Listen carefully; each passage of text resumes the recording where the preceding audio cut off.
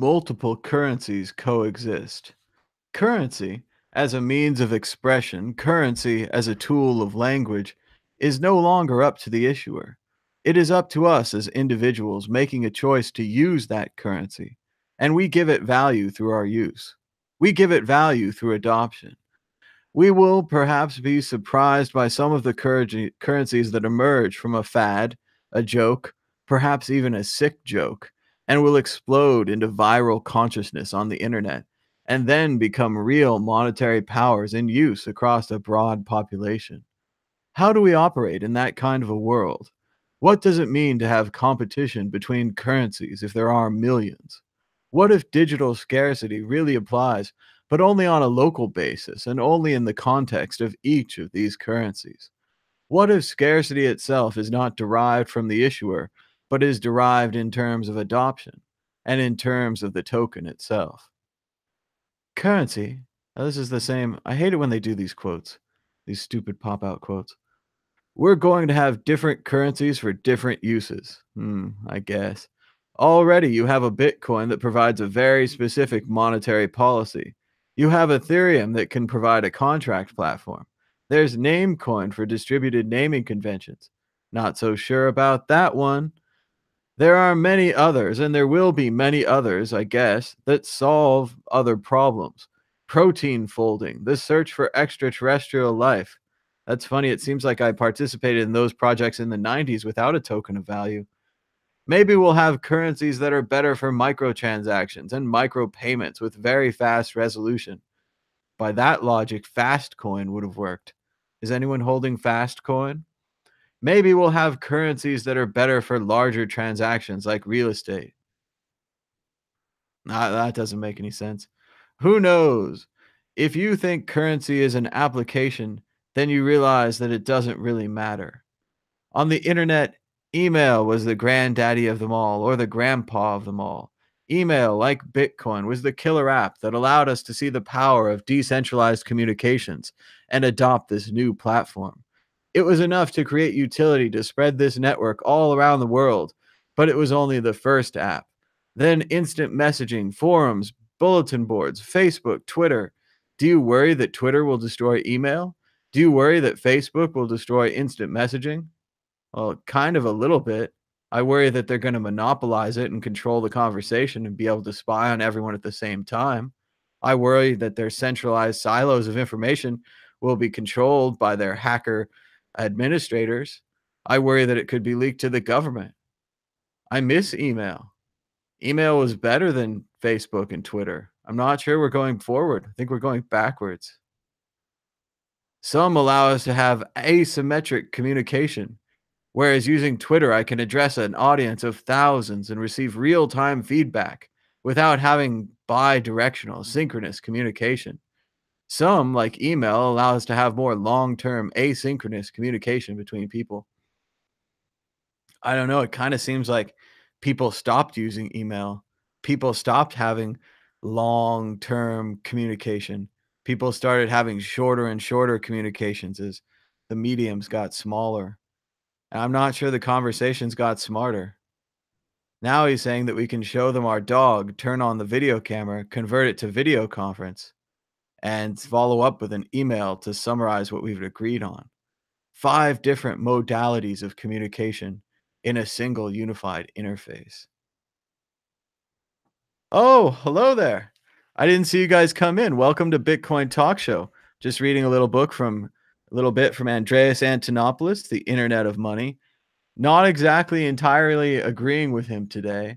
It kind of seems like he's describing the communications revolution, but he's breaking it down into different parts and then kind of claiming that each part is equal and valid when they're all just versions of communication. Then he's using this to justify why there should be multiple currencies. I don't know. If you look at the world right now, it seems the only reason we have multiple currencies is that we have multiple countries, and that you have to use that country's currency. Say that 5 times fast. Have to use that country's currency when you go there, or you have to use that country's currency when you pay taxes. I'm not so sure if that works in the Bitcoin world.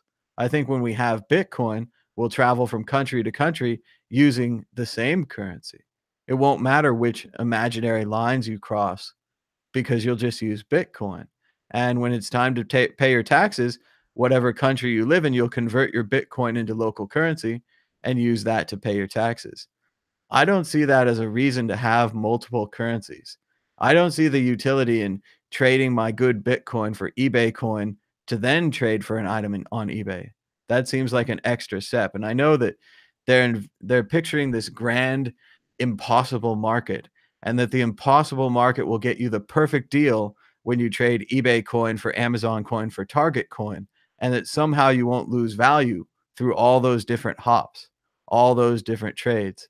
And that sounds like an incredibly great market, and it also sounds a little impossible. If one of those hops goes through Toys R Us coin and Toys R Us declares bankruptcy while I'm trying to buy my item on eBay, I would lose all my money. I mean, I guess the hops could be really smart, but these things could happen. A failure of the system would be a failure of the system, and it would make it not a perfect market. They seem to be dreaming of a perfect market that will trade these thousands of currencies against each other. I'll believe it when I see it. Until then, this is Bitcoin Talk Show. Today is Monday, July 9th, 2018. My name is Thomas Hunt, and here's what's happening today in Bitcoin.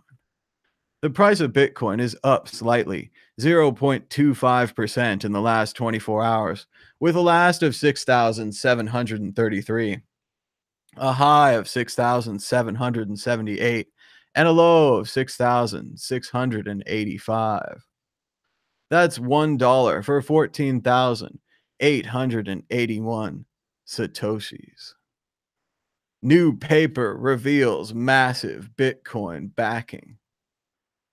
Bitcoin and cryptocurrency has been handed huge support this morning from researchers at Imperial College London, who have said digital currencies are primed for mass adoption. According to the paper entitled Cryptocurrencies Overcoming Barriers to Trust and Adoption, Bitcoin and cryptocurrencies will hit the mainstream as a way of paying for goods and services within the next decade. The backing of the researchers, this is nonsense, could boost the price of Bitcoin and cryptocurrencies, many of which have been less well suited to handling blah blah. Okay, so nonsense, nonsense, nonsense, nonsense. But these guys wrote a paper, and as these people say in their paper, excuse me, there are three criteria for mass adoption: store of value, allowing individuals to make I don't know, allowing individuals to make intemporal, I guess that means in the time, like timely choices. You could have just said allowing individuals to make timely choices on when to spend their purchasing power. Medium of exchange, facilitating the exchange of goods and services by eliminating the inefficiencies associated with a barter economy. Unit of account, acting as a measure of value in the economic system. According to the paper, meeting the last two criteria will require Bitcoin and other cryptocurrencies to make progress on remaining challenges such as scalability, design, and regulation. The first email was sent in 1971, but it took nearly 3 decades for the technology to become commonplace with a user-friendly interface in the form of Hotmail. 3 decades. I think we can do it in a fifth of the time. I think we can do it in 6 years. No problem. The first Bitcoin transaction took a little more than 8 years ago today, but I don't know that you can count really the first 2 years. The first 2 or 3 years, just getting it ready. Give us the second set. Give us one more chance. I think we'll have it. But this is great news about Bitcoin, this new research paper. And we've had other research papers like this. What you're really hard pressed to do is find a research paper that's against Bitcoin. Sure, you can find lots of articles and lots of economists and business forecasting types and these people that just write articles saying bad things, but you rarely find researchers who will say that. What happened when secret Bitcoin keys went public? Nothing. Nothing happened. And these alert keys. Who cares about the alert keys? Once again, this is really only a problem for altcoins who copied Bitcoins. Altcoins who copied Bitcoins now can have their alert system spoofed by these alert keys. So it's a little bit of a threat to release them. I'm not sure why it had to be done. There's some kind of desire. The last Bitcoin secrets must be released. The secret alert keys that do nothing. Oh, it's really important that we publish them. I'm not sure why. But they published the alert keys, so you can't send an alert message to all the Bitcoin wallets anymore, but you can send them to any altcoin that copied Bitcoin but didn't change the alert keys. Previously, there was an alert sent out on Litecoin. Example of an alert would be upgrade your wallet to the new version. And this Litecoin alert also went out onto Feathercoin because Feathercoin was using the same alert key system and the same alert key as Litecoin. That's the most interesting story there is about alert keys. Every other story is a message went out to upgrade your wallet, and people upgraded their wallet, and we're not using this system anymore, so it doesn't matter. But it's nice to write fun headlines like, what happened when secret Bitcoin keys went public? It makes you think of Satoshi's keys, right? Developing a fundamental process for crypto analysis.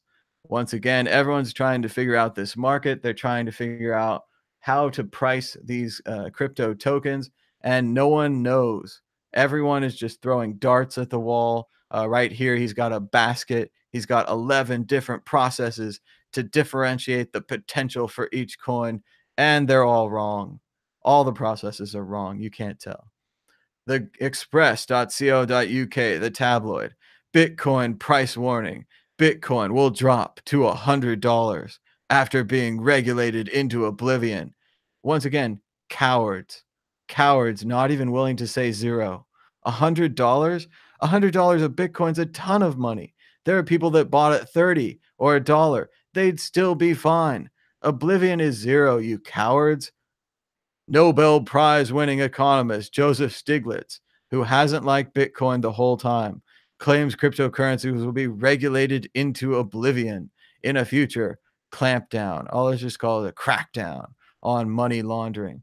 And once again, same old argument from the old world regulation. Once crypto becomes significant, they will use the hammer. And again, we've seen this before.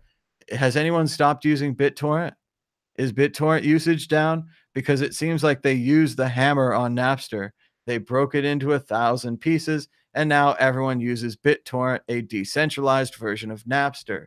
Since Bitcoin is already decentralized, you're hammering something that's already broken into pieces. You're only going to spread it more. You're only going to spread it more. It's pathetic. Let's see. Blah, blah, blah. Bitcoin, Bitcoin. Okay, so these old people don't get it.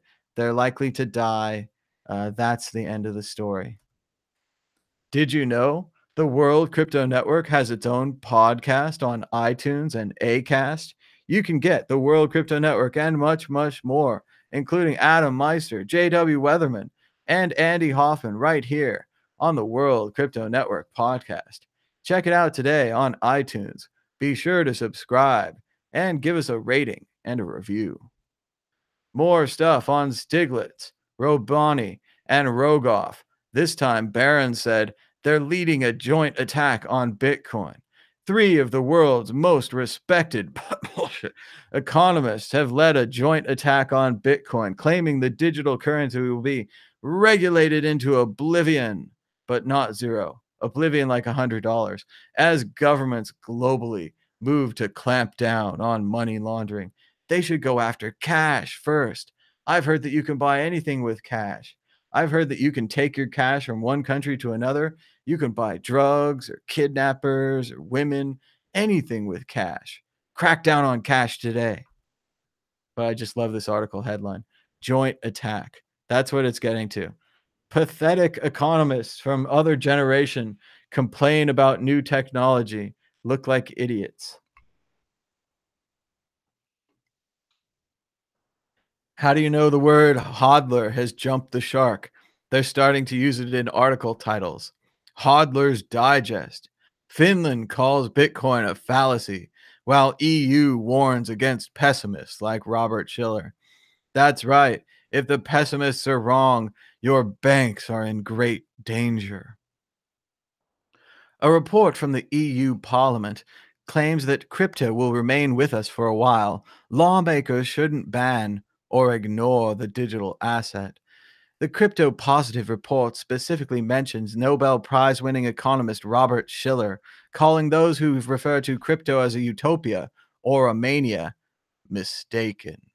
The report notes that the crypto global transaction networks are relatively safe, transparent, and fast, although it does add that virtual currencies pose a problem to financial regulators due to their anonymity and transborder nature.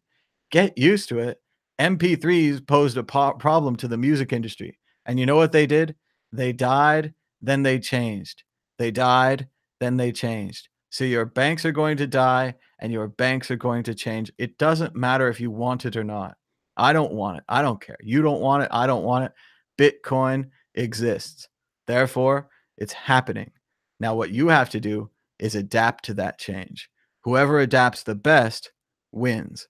Failure to adapt means elimination. There are no points for second place. Here's what happened when we tried to live on Bitcoin for a day. I'm sure it was stupid. I'm sure that your article was stupid. Did you try living on gold or silver or Incan tokens or perhaps those coins with the holes in the middle? You can't just randomly live on some currency for a day. Bitcoin right now is a store of value. It's a savings account that you can keep and no one can take down with fees. It lasts forever as long as you maintain your private keys. That's not true about any other savings account in the world. It's the best savings account in the world.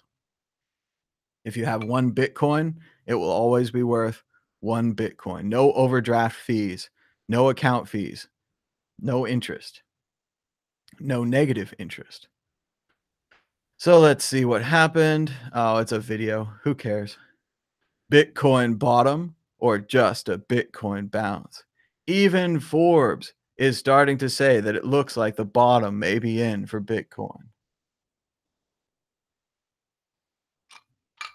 Looking at the chart, they need Bitcoin to bounce. He's been using Q pivot software and he's looking for the pivots. he still he still thinks there's risk. Be careful in Bitcoin. There's so much risk.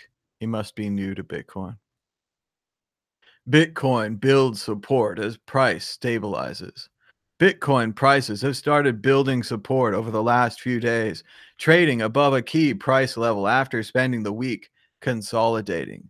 The cryptocurrency's price rose to $6,800 on Wednesday, before falling to $6,450 the next day, and then fluctuating between that level and $6,550. While trading at this range, Bitcoin has been establishing support at 6,450, according to the publisher of the newsletter Crypto Patterns. It's proven to be a key price level for Bitcoin since a multi-week consolidation in April that wasn't retested until June. While it's bullish short term that Bitcoin has held 6,450 since moving up from the lows, the struggles for buyers to follow through and take the price above the next key technical level of 7,250 is a good indicator of why it's best to stay cautious in this market. Still, it looks like Bitcoin's stabilizing, and it's really good. Every time we see a rally that fails to build meaningful momentum, Bitcoin subsequently slides lower than where it started. Who knows? And be sure to support the World Crypto Network by subscribing to the World Crypto Network Patreon today. Bitcoin price remains above 6,700 as crypto market stabilizes. Another fall inevitable? I'm not so sure. Will it fall to $6,000? Let's see. Are they quoting the same person? Let's see. Possibility of reversal. Bitcoin is still in the same condition as a month ago. Its volume is low and there isn't enough demand to push it to major support levels. If Bitcoin surpasses the $7,000 region in the upcoming days, a reversal is a possibility. Bitcoin dollar levels as long as 6,543 is support. Look for 7,448. I'm not seeing a lot of 1,200 predictions here. It seems most people think the Bitcoin will trade in the $6,000 range or go higher. Support the Mad Bitcoins Patreon and gain access to the Mad Bitcoins community, where Jeremy has been posting Bitcoin poems that you can contribute to. Jeremy also told us a story about a taxi driver he met from Hungary. And he mentioned how in Hungary, the government had confiscated savings from people's accounts to pay off the debt. He couldn't help but resist to say that Bitcoin is a cure for that. He knew about Bitcoin. He was a buyer. He knew all about it. And he said the FUD was killing it. He dumped all his hopes and fears on me in the short trip. He said he was going to hold till 2020 and see how it goes. I told him we'd be holding together. Bitcoin really does kick ass. It's the ultimate option for a revolt. Sharing a Bitcoin experience is always special. So join the Mad Bitcoins community and post your story about Bitcoin here. I might even read it on the air. Remember, you can subscribe to Mad Bitcoins on Patreon for as little as $2 a month. Cheap. And support the World Crypto Network. We've got QR codes for many cryptocurrencies, and we're hoping to add more soon. As soon as I can get wallets or a Trezor or Ledger support more coins, something like that. But we've got Bitcoin, Ethereum, Litecoin, Dogecoin, Dashcoin, Vertcoin, and Ethereum Classic, all here to support the World Crypto Network. Let's see if we got any donations recently. Today is 7/9. We last got a donation on 7/6, a donation of 0.000099866. Thanks so much for your support. How Bitmain giant Bitmain became the biggest crypto company ever. Well, they made the chips, and they made a lot of chips, and they sold the chips for money, and then they sold more chips for more money, and then they mined Bitcoin with the chips, and they were early. And once again, more economists agreeing with each other. Bitcoin trading in a narrow range. This time saying that it's above 6,700 with an eye on 7,000. We're hanging out in the chat and we're getting ready for the call-in portion of Bitcoin Talk Show. Go ahead and contact us now on Skype at World Crypto Network, all one word, and we'll be taking your call soon. First, we'd like to welcome Ricardo from Rico Coin Report. How's it going, Ricardo? Good. How's it going, Thomas? It's going good. We got a lot of news in Bitcoin today. I've been hanging out in Las Vegas. I went to one of the smaller casinos around here, and boy, I felt like I smoked about 2 packs of cigarettes. I was sitting there for a couple of hours playing the craps machine, learning how to play craps, which I think I learned, but then I learned even a great system like mine that lasted several hours on $5 can be wrecked by 12 sevens in the last 50. If the proportion of sevens is way too high, no system will survive. So that's excellent. I did see your Saturday night rant, or your rave, or whatever you want to call it. Your going out Saturday night. I would call it that because if I was in Vegas, I would be doing it bad too. I've only been to Vegas once, and I stayed there for a week. It was great. I definitely hit up everything, and I definitely got to see Fremont Street and old Vegas. Very memorable. I've done quite a bit of research on that part of Vegas. It's got a lot of history, and a lot of people don't know there's a lot of technology involved with that too. But there's the algorithms of betting. That's really funny because it all kind of correlates with crypto technology, cryptography. But yeah, your Saturday night looks really fun, man. Bit jealous, but hope you had a good time. The one thing I remember about Vegas is the energy is so light. Maybe because it's just flat and it's just warm all the time. But it's got a nice positive energy, and the atmosphere is just. I think that's one thing is nice. Everybody's relaxed, obviously. I remember going on the elevator for the first time, and I see that Hooters. It was cool. It was at the bottom of the strip. It was super cheap, but went right like during Christmas time, and people were smoking on the elevator, and the smoke just gets pulled right out with these like pull vents that put in oxygen, and everybody's just on oxygen. So everybody's frothing. Everybody's having a great time. Yeah, it depends on the casino on how good the ventilation is. The ones down on the strip are a lot better. I was in one of the crappy ones, and there's a lot of old people smoking cigarettes, and Ugh. I don't know. Part of it, like everyone's certainly on vacation, they do have a light feeling to them, but I can't help but look at the older people with their oxygen tanks, cranking those slot machines. And I'm like, what are you doing? Like, what are you? And they're just trying to win, and they want a big win, and they're kind of desperate, and they're old, and maybe things haven't worked out right. It doesn't. It's not a lot of fulfilled people here. It's a lot of people like searching and hoping and some desperation.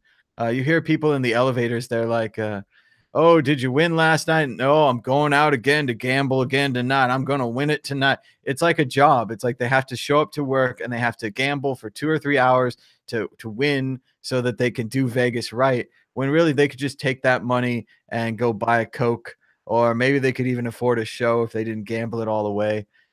Slot machines are just the worst. And like you said, it is technology. Every slot machine is networked. Since the 90s, every slot machine is perfectly networked. They know exactly how many pennies they're losing or gaining. If the machine breaks, they'll be there in 5 minutes. The only way you're going to win is if the machine breaks, and it says right on the machine, malfunction voids play. So Mm. if you win because of a malfunction, not something that you caused, I'm just saying the only way you're going to win is a malfunction. But yeah, it's all people plugging those slots. You could do a little better. They have people are afraid of craps or roulette because of the table games, but they're trying to eliminate all jobs here. Uh, So they have these new machines that play craps for you and they play roulette. The one I was on yesterday, you could flip back and forth on the screen. So you could bring up the crap screen, you could bring up the roulette screen. You could even push a button to repeat your last bet on roulette. So you could keep betting red on roulette while you're betting pass on craps. You could be doing pretty well in both places. You could lose money two at a time. So. well, you're touching base on a lot of things there.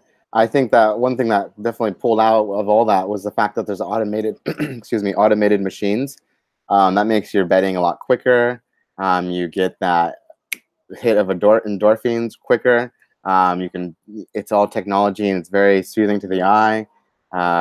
Wow, that's quite interesting. A lot of technology. The smoke part of the aspect, I'm used to it. I live in Paris. It's if you don't smoke, then you're pretty much choking on somebody's second hand. Everybody in my apartment smoke. It's terrible. I don't smoke cigarettes, but it is what it is. You just deal with it. But Vegas, the old Vegas, I don't remember the ashtray part of it, the smelling of smoke, but can only imagine. I reckon you probably had to just wash your clothes and just take a shower when you get home. Well, I played craps for several hours on my system, and yeah, I felt like I'd smoked 2 packs. I was all because I don't smoke cigarettes, so but I know what it feels like. So I'm like, Yeah. I felt a little lightheaded. I started to get irritated and aggravated. I needed to eat lunch. Like it was not good to smoke 2 packs of cigarettes as a non-smoker. So Even when like if I go running or even if like I'm just walking and I get that big old burst of smoke, you're like, and I just yeah I feel it, and if like the neighbors are smoking, I always close my doors because I'm literally it just gets pulled right in, and it drives me nuts. But at the same time, it's it's weird how everybody does it and it's still like a thing. It just blows my mind. it's crazy. I remember I went to Europe. Everyone does smoke. They all mix the tobacco in with their joints and everything. And I'm Oh yeah, as a American, and not just an that's American, but as terrible. Californian, I'm like, what are you doing? Like this As is an awful. Oregonian, it's And against then the law. yeah, everyone here in Vegas, they all smoke. They all come from the South or from the Midwest or wherever they come from, and it's fine there. And they're like, oh yeah, everybody smokes. And oh man, it's not like that. Not like that in California. So but Everybody's got let's their own choice. I was gonna. it's not that way, man. I don't think that the advertising, the way the tobacco companies work, really give these people a choice. I think they're chemically addicted, and then Absolutely. lifestyle just follows.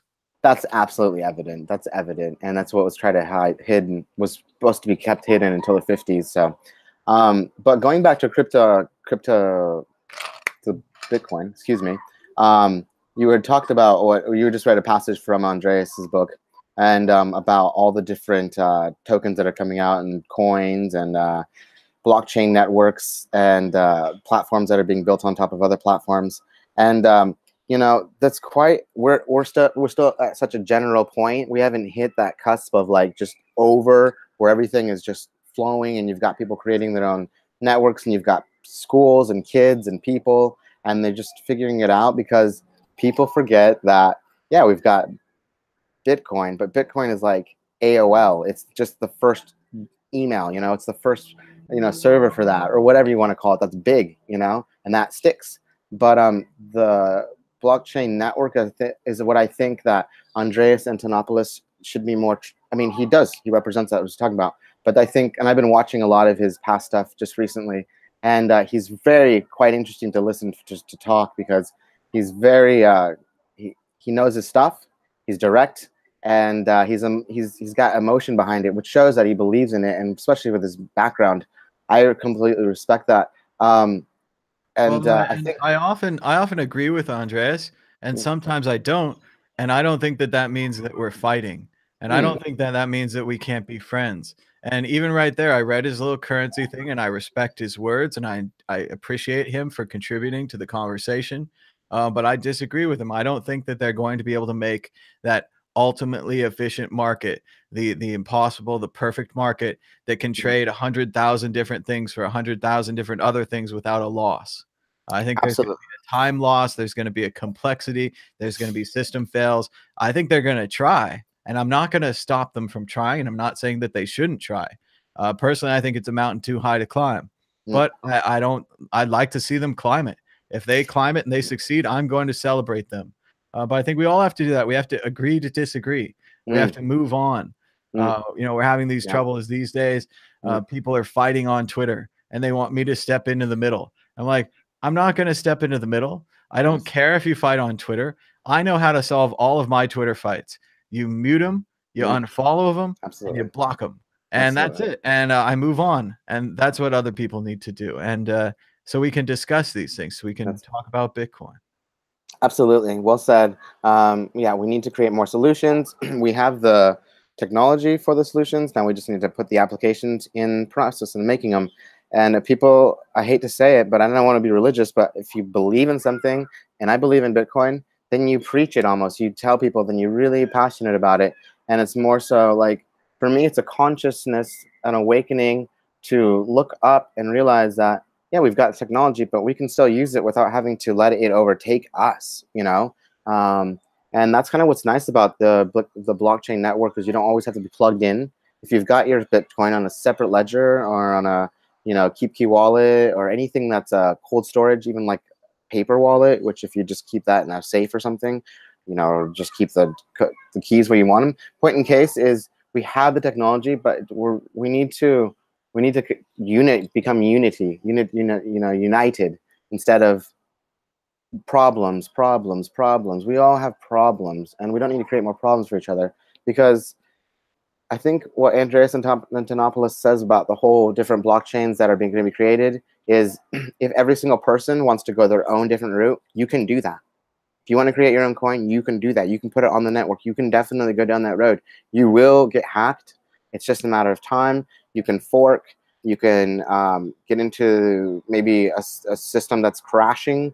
You don't know that. And I think that's what he's talking about more so, when he's talking about, yes, we have Bitcoin. That's one major, huge aspect, the world.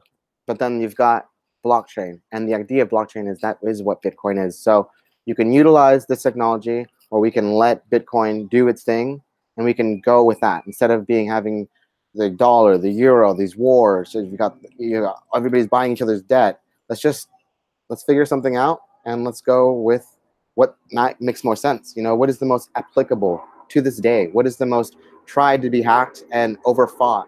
What is the one that has the most? Excuse me. There's a helicopter. What is You know what I'm saying, Mark Thomas? Excuse me.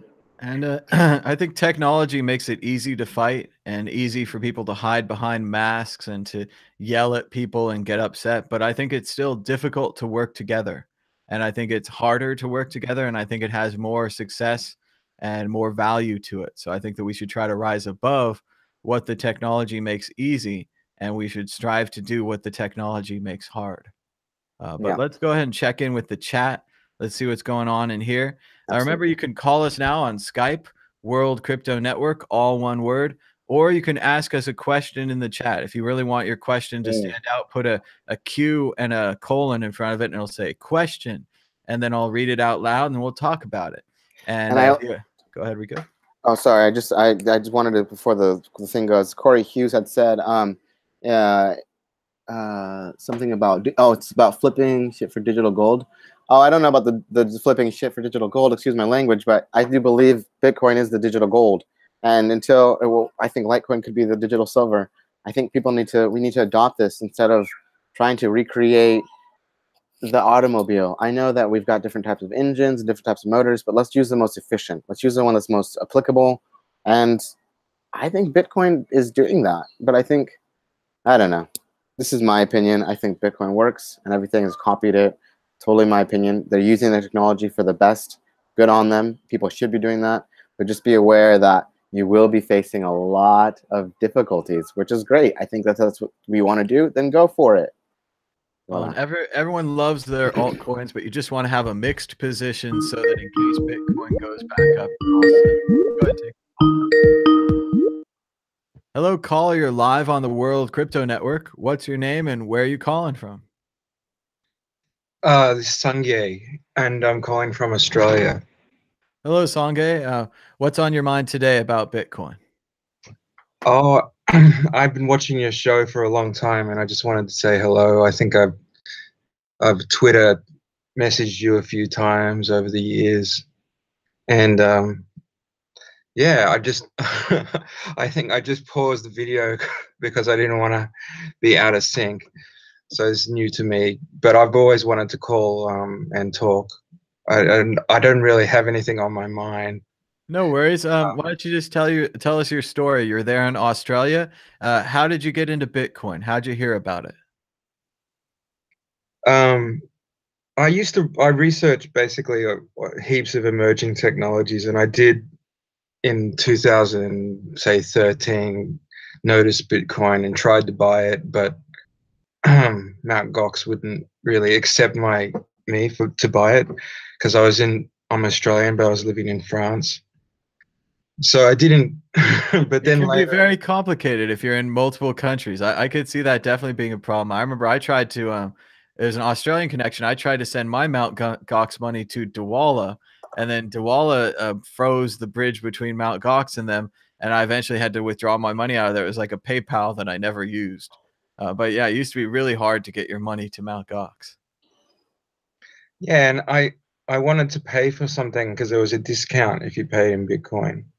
So I just wanted to pay for some IT services, and I ended up renting servers from this company, and I paid in Bitcoin, and I still do have for years. But yeah, I ended up actually my life went for a bit of a spin in this very bad way. But I was accumulating Bitcoin when it was down after the crash from 1,000. So I learned how to trade and all kinds of things. So I managed to kind of become independent financially over the last few years when it was really important for me to kind of have a break from what I've been doing, which was that I was like a Tibetan Buddhist monk. So, but I was in a kind of a situation that wasn't it turned out to be a little bit fraud going on. So, yeah, I've had a bit of a tumultuous few years, but I've been sort of surviving on Bitcoin. Yeah. It's a very interesting backstory. I think we have another gentleman that's a Scottish gentleman that now lives in Thailand, and he's a Buddhist Yeah. monk as well. I know him. Oh, nice, nice. Yeah, he's a really cool guy. He's called in. He's talked to us a couple of times, and again, he's a big into Bitcoin. But that's great that Bitcoin's allowed you the freedom to move on from that and to try some other things and to branch out. Do you think this will lead to other people? Did you tell any of the other Buddhist monks about Bitcoin? What did they say? Um, no, they they didn't like it, but they didn't have the same pressure as I did to kind of know all the different technological things, and advise. I mean, actually, I wanted, a lot of these people had no money and they wanted to do long retreats, and I was trying to say, well, why don't you put some money in the Bitcoin piggy bank? But very few listened to me. Or I had a few friends that did buy quite a lot, and so they're very happy. But most people know. It can be very tough when you're It takes a long pushing a new time. technology and you say that it's worth money. That's tough for people to believe. But had the monks adopted to the internet? Did they like internet when it came out, or do they like internet now? Yeah, they're all pretty addicted to it, the same as everyone else. I mean, they might be able to put their phones up and not use them for weeks, but when they're finished with that, they go back to it.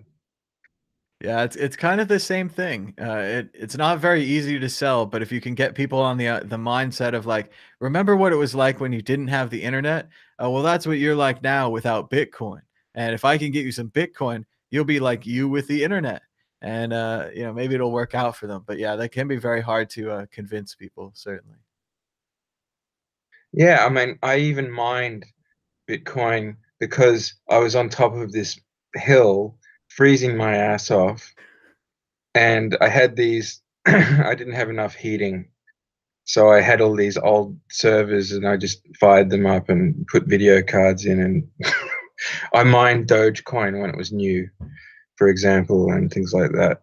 I'm picturing a beautiful movie here. It's like you're crashed on top of a mountain or something. You have all these servers, and you're just like mining to stay alive. And like by the digital It, fire. It's it great was like stuff, man. that. Felt like that sometimes. Yeah, super. Yeah, it used to get like negative 30 degrees outside, and it wasn't. Yeah, it wasn't always fun. That's scary cold, man. Time to move. Time to move. And I met that monk because of your show and because of Twitter. I ended up being in Thailand. I kind of ran away from that Buddhist group and I went to Thailand and I met that monk. And I even stayed in some Thai Buddhist Wat places with him and talked about Bitcoin for, for hours and hours. That's pretty awesome. You guys met through the show. Acharn, I think his name, at least online or whatever it is. Very Yeah, cool. his name's Pra Louis. His English name, and Pra means monk Hmm. in Thailand. But Achan is his, yeah, on Twitter. Yeah, I think His teacher kind of name or something. I don't know his backstory, but I imagine there's quite a story there for him. He has a very strong Scottish accent when I've spoken to him. And in my mind, there's some kind of like drinking and debauchery and some kind of story. And then he somehow becomes a monk and just, I don't know. I think that's a fascinating guy. But That is his backstory. But I probably shouldn't try to tell his private life. sure, But sure. he's a he helps foreigners who get put in jail in Thailand. He has compassion and he goes in the jail because he's not scared of the authorities at all.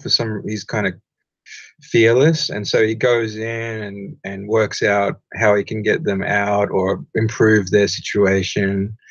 And I respect him a lot for that. That's amazing. That's a really good thing, and, I know he said he's treated very well in Thailand as a Buddhist monk. People give him food and a place to stay, and it sounds like a not a kind of a protective class of people, but again, he does earn it, right? He meditates and he focuses. He showed me a picture of an artwork that he'd made by writing, like the Dhammapita or something, over and over again, and it was incredibly intricate, and you could just tell, like, how long it took for each stroke, and I certainly don't have that kind of patience, so I applaud him for that. Yeah, he has artistic talent, and he's often come up with ideas about Bitcoin being distributed to monks as a kind of offerings to help pay for their food. And I've seen other Thai, kind of reporters that report in the crypto space. They were quite impressed with some of his ideas. Very cool, very cool. So it's happening in Thailand. Of course, we're watching the situation with the kids. It sounds like they got 4 of the kids out, but they had to halt the rescue operations. I think the tides are very high. There's a lot of water. It's a tough situation there with the kids in the cave. Oh, I didn't know that they got 4 out. No, that's good to know. I've been watching that too. Yeah, they said that something like the tides were coming up, so they couldn't wait. One of the options was just to wait this out, and they're like, okay, we can't wait. So they took at least the first 4 out. So I think there's 12 kids in total, so that's a third. But I don't think that they're actively removing them now. The tides might be too high. So I don't know. They're going to wait for it to Yeah, subside. Or whatever. it's so exhausting. I mean, apparently it just takes so many hours to get out of there that you could, and so strenuous that you could just die and freak out in the middle of somewhere very bad. So yeah, They damn. are updating us in the chat. They're saying 8 are safe. So 8 have been removed. So that's excellent news. There's approximately 4, and the coach left. I don't know the exact numbers, but very good news. But anyway, I'm not a monk anymore, and I spend most of my time researching and waiting to trade again when it's kind of a better conditions for trading. But I don't really need to. Do you think it's more important to spread the word about enlightenment and meditation, or to spread the word about Bitcoin and cryptocurrency? Well, you can meditate is just to be aware of what's happening. As well, that's a very big topic, obviously, but you know the markets are so brutal. They reveal your greed and fear and your inability to sort of discipline yourself. So you know, as long as you're not throwing huge amounts of money and trying to be some kind of baller, there's no reason why they can't be quite a good meditation tool, as long as you're not over obsessed. That's obviously something you have to notice as well. So I find that it's like a litmus paper. You know, it's like if you think you're a good meditator, then try trading and see what happens to your mind and see if you really have control. And if you don't, well, maybe you should go back and practice a bit more. My So, friend yeah. Mark would always say after he made a trade, he'd go for a walk in the park. And when he came back, if he was unhappy with the trade or if he was upset, he'd make a change. But if after the walk he felt fine with it, he'd just let it ride. Yeah, I've done that a lot. I've heard advice like that because I've just sat. I've also done all the worst things you can do because that's my way is to tend to make all the mistakes. But luckily, I didn't make them in a way that hurt me. Just sort of the usual make mistakes all the time when you're trading. And that's a good But advice for new people, that they are going to make mistakes, that you're going to pick 5 or 6 altcoins and maybe you believe in them and you read some good stuff, but they'll go down, or maybe they'll go down and come back up, but you'll get out on the down. It's easy to make mistakes in this. There's a lot of mistakes. And I think if we just invest with less money, or if we invest with percentages, like I'm saying, 90-10 or 70-30, you can make these mistakes less damaging than they would be if you're like 100% in and 100% out and 100% in, and it's just that's going to compound the problem. I just wanted to learn at first. You know, I was still a monk when I was playing around, but I was actually taking trades of like 50 cents, literally point oh 0.0025. So, you know, a quarter of a hundredth of a Bitcoin. And you could do that on places like Bittrex. I think I was even using Cryptsy in the early times. And you could do that and you could learn with little, just, you know, just like playing poker for peanuts or something. But these days, some of these exchanges now, if your trade is worth less than $100, it's just not allowed. That's one of the things I liked about crypto trading when I got into it, is it charged you on the percentage of your total. So it wasn't like a dollar for every stock trade. It could be a percentage. So you could trade a smaller amount, still pay fees on it, but actually be able to make money that way. Yesterday, when I was playing that craps machine, I started out with $5 and I was betting about $1.75 a hand, right? So I could take maybe 3/7 before I was done. And I went for like 2 or 3 hours on this $5 and I ran it up to 17. Then when I came back with $40 and I tried $7 a hand, I got wiped out almost immediately. So you think that the same thing would work and the same system and all that, but the dice rolls were different. I got 12 sevens in the last 50 instead of more like 6 to 8 sevens.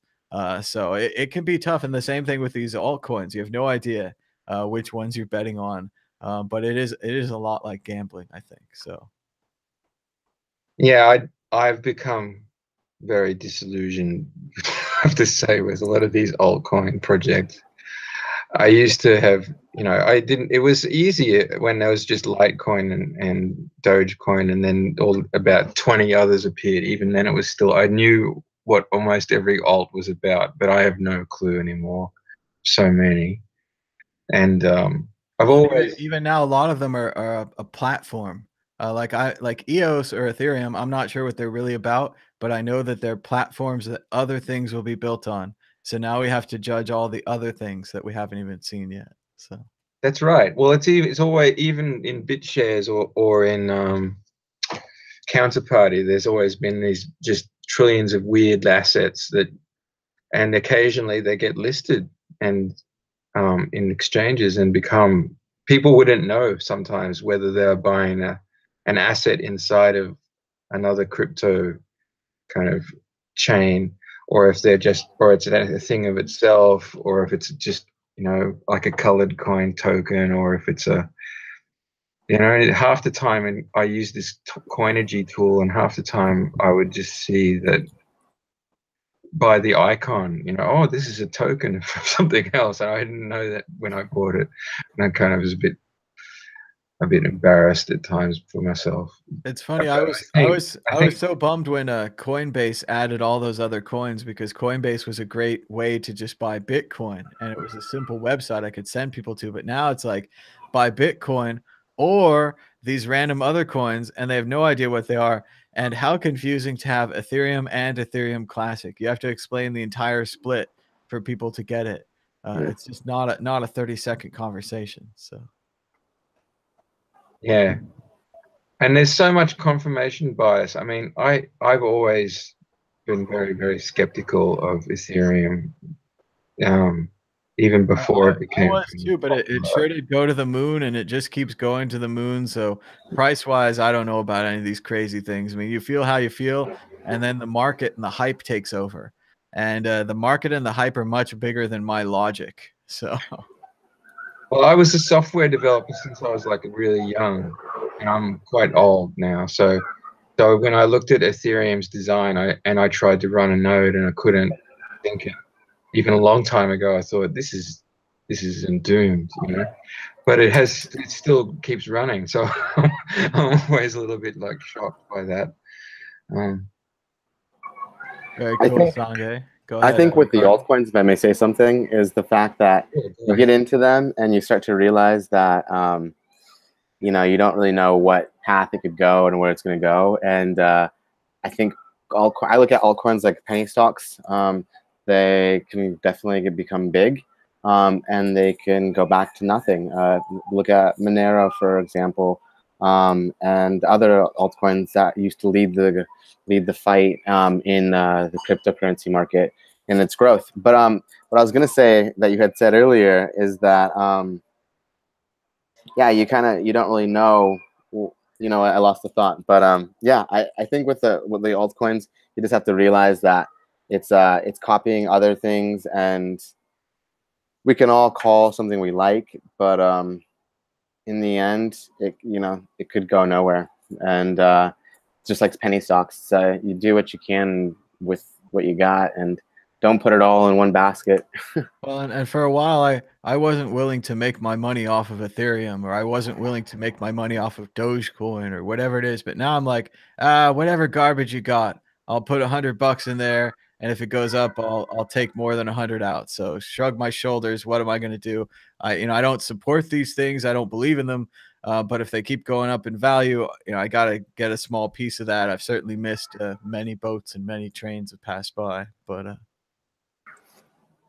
Yeah, some of them pump, some of them dump, and I think that you have people who are big names, who are big security moguls and technology moguls who are like, yeah, you should get into this coin, and then you kind of put a little bit of money into it. you have to realize any money that you put into anything you don't know, that is gambling. That's what gambling is. So you should just take. Yeah, it's definitely gambling. But I'm reminded of that old joke where the man's on top of his roof during the flood, and he keeps looking up the sky. He says, God, come save me from this flood. And somebody sends by a boat.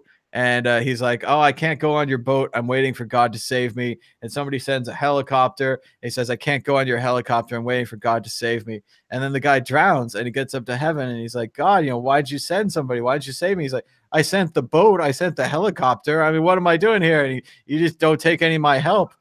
So yeah, I don't want to be like that with all these crazy altcoins. So if we have this insider knowledge or whatever, and you could put $100 on early, and my whole thing, I could never tell when I'm early. I'm always ridiculously early, and it goes up and down. And like dark coin goes from 5 to 20, and then I sell, and then it goes to 1,500 or whatever. I'm like, what the hell, dash dark coin. But yeah, there's so many boats, there's so many helicopters. We're gonna have to grab one, maybe. And I still think Bitcoin's a great helicopter. It just might be slower than the other ones. But let's spread it around. Let's have a more open strategy to these things, because we don't want to be that guy that's like, I sent the helicopter, I sent the boat. What do you want? We need to invest in many things, but just do the research. I always say, do your research, and don't put more than you can afford, and that's what you do. And if you're just investing, then just make sure that you hold the keys. You have it, and you know what you're holding on to. If it's something that you have, there's certain coins that I'm very biased against, because you can't hold your own keys, or it's just not system that if somebody owns the system, I believe that sometimes that can be bad as well. So I don't know. Just be aware of what you're investing into. I think that actually I'm going to suggest something. So when people say do your research, yeah, like, who's qualified to do that? I mean, really? I mean, I've got a degree in computer science from a very long time ago, and years of experience, and I think I have pretty good comprehension of how Bitcoin works and some of the other. But it's hard. Everyone knows how hard it is to understand. And if you look at you're talking about penny stocks, you look at how a lot of markets work, and the research is designed to fool you. So if you do the research, you've fallen into a bit of a trap, unless you can see through it, unless you can see, oh, this is a buzzword, I don't know where this comes from. The best I would put into research is just to look at the whole feel of it, and the people behind it. Maybe people behind it could indicate that there's something decent. But I also learned earlier on, like, all the pre-mine things were scams. In the first 20 alts that came, there was a few that had hidden pre-mine, and they would dump and they would die, and there, people were like, oh, So, but then Ethereum came out, and it was completely pre-mine. So everyone's like, what? And at that time, and then it became huge. And these days, ICOs are all pretty much pre-mine. So, it's evolved so much to the point where that kind of scam indicator doesn't even seem to matter to people. So yeah, it's a lot of stock traders have pointed out that there's always some new angle. There's always some new, oh, this has this great technology, and that's why it's going to be more advanced. And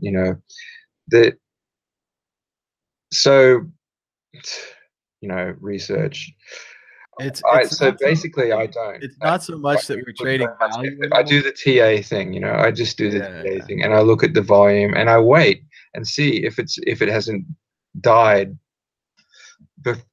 for a while, and if it has support, and then and I wait for the whole trend of the market to kind of chill down to the point where everyone's pretty bored, and then that's often good time to start buying. But yeah, like Thomas said, you always get in early, and you're like, keeps going down, and you're like, oh no.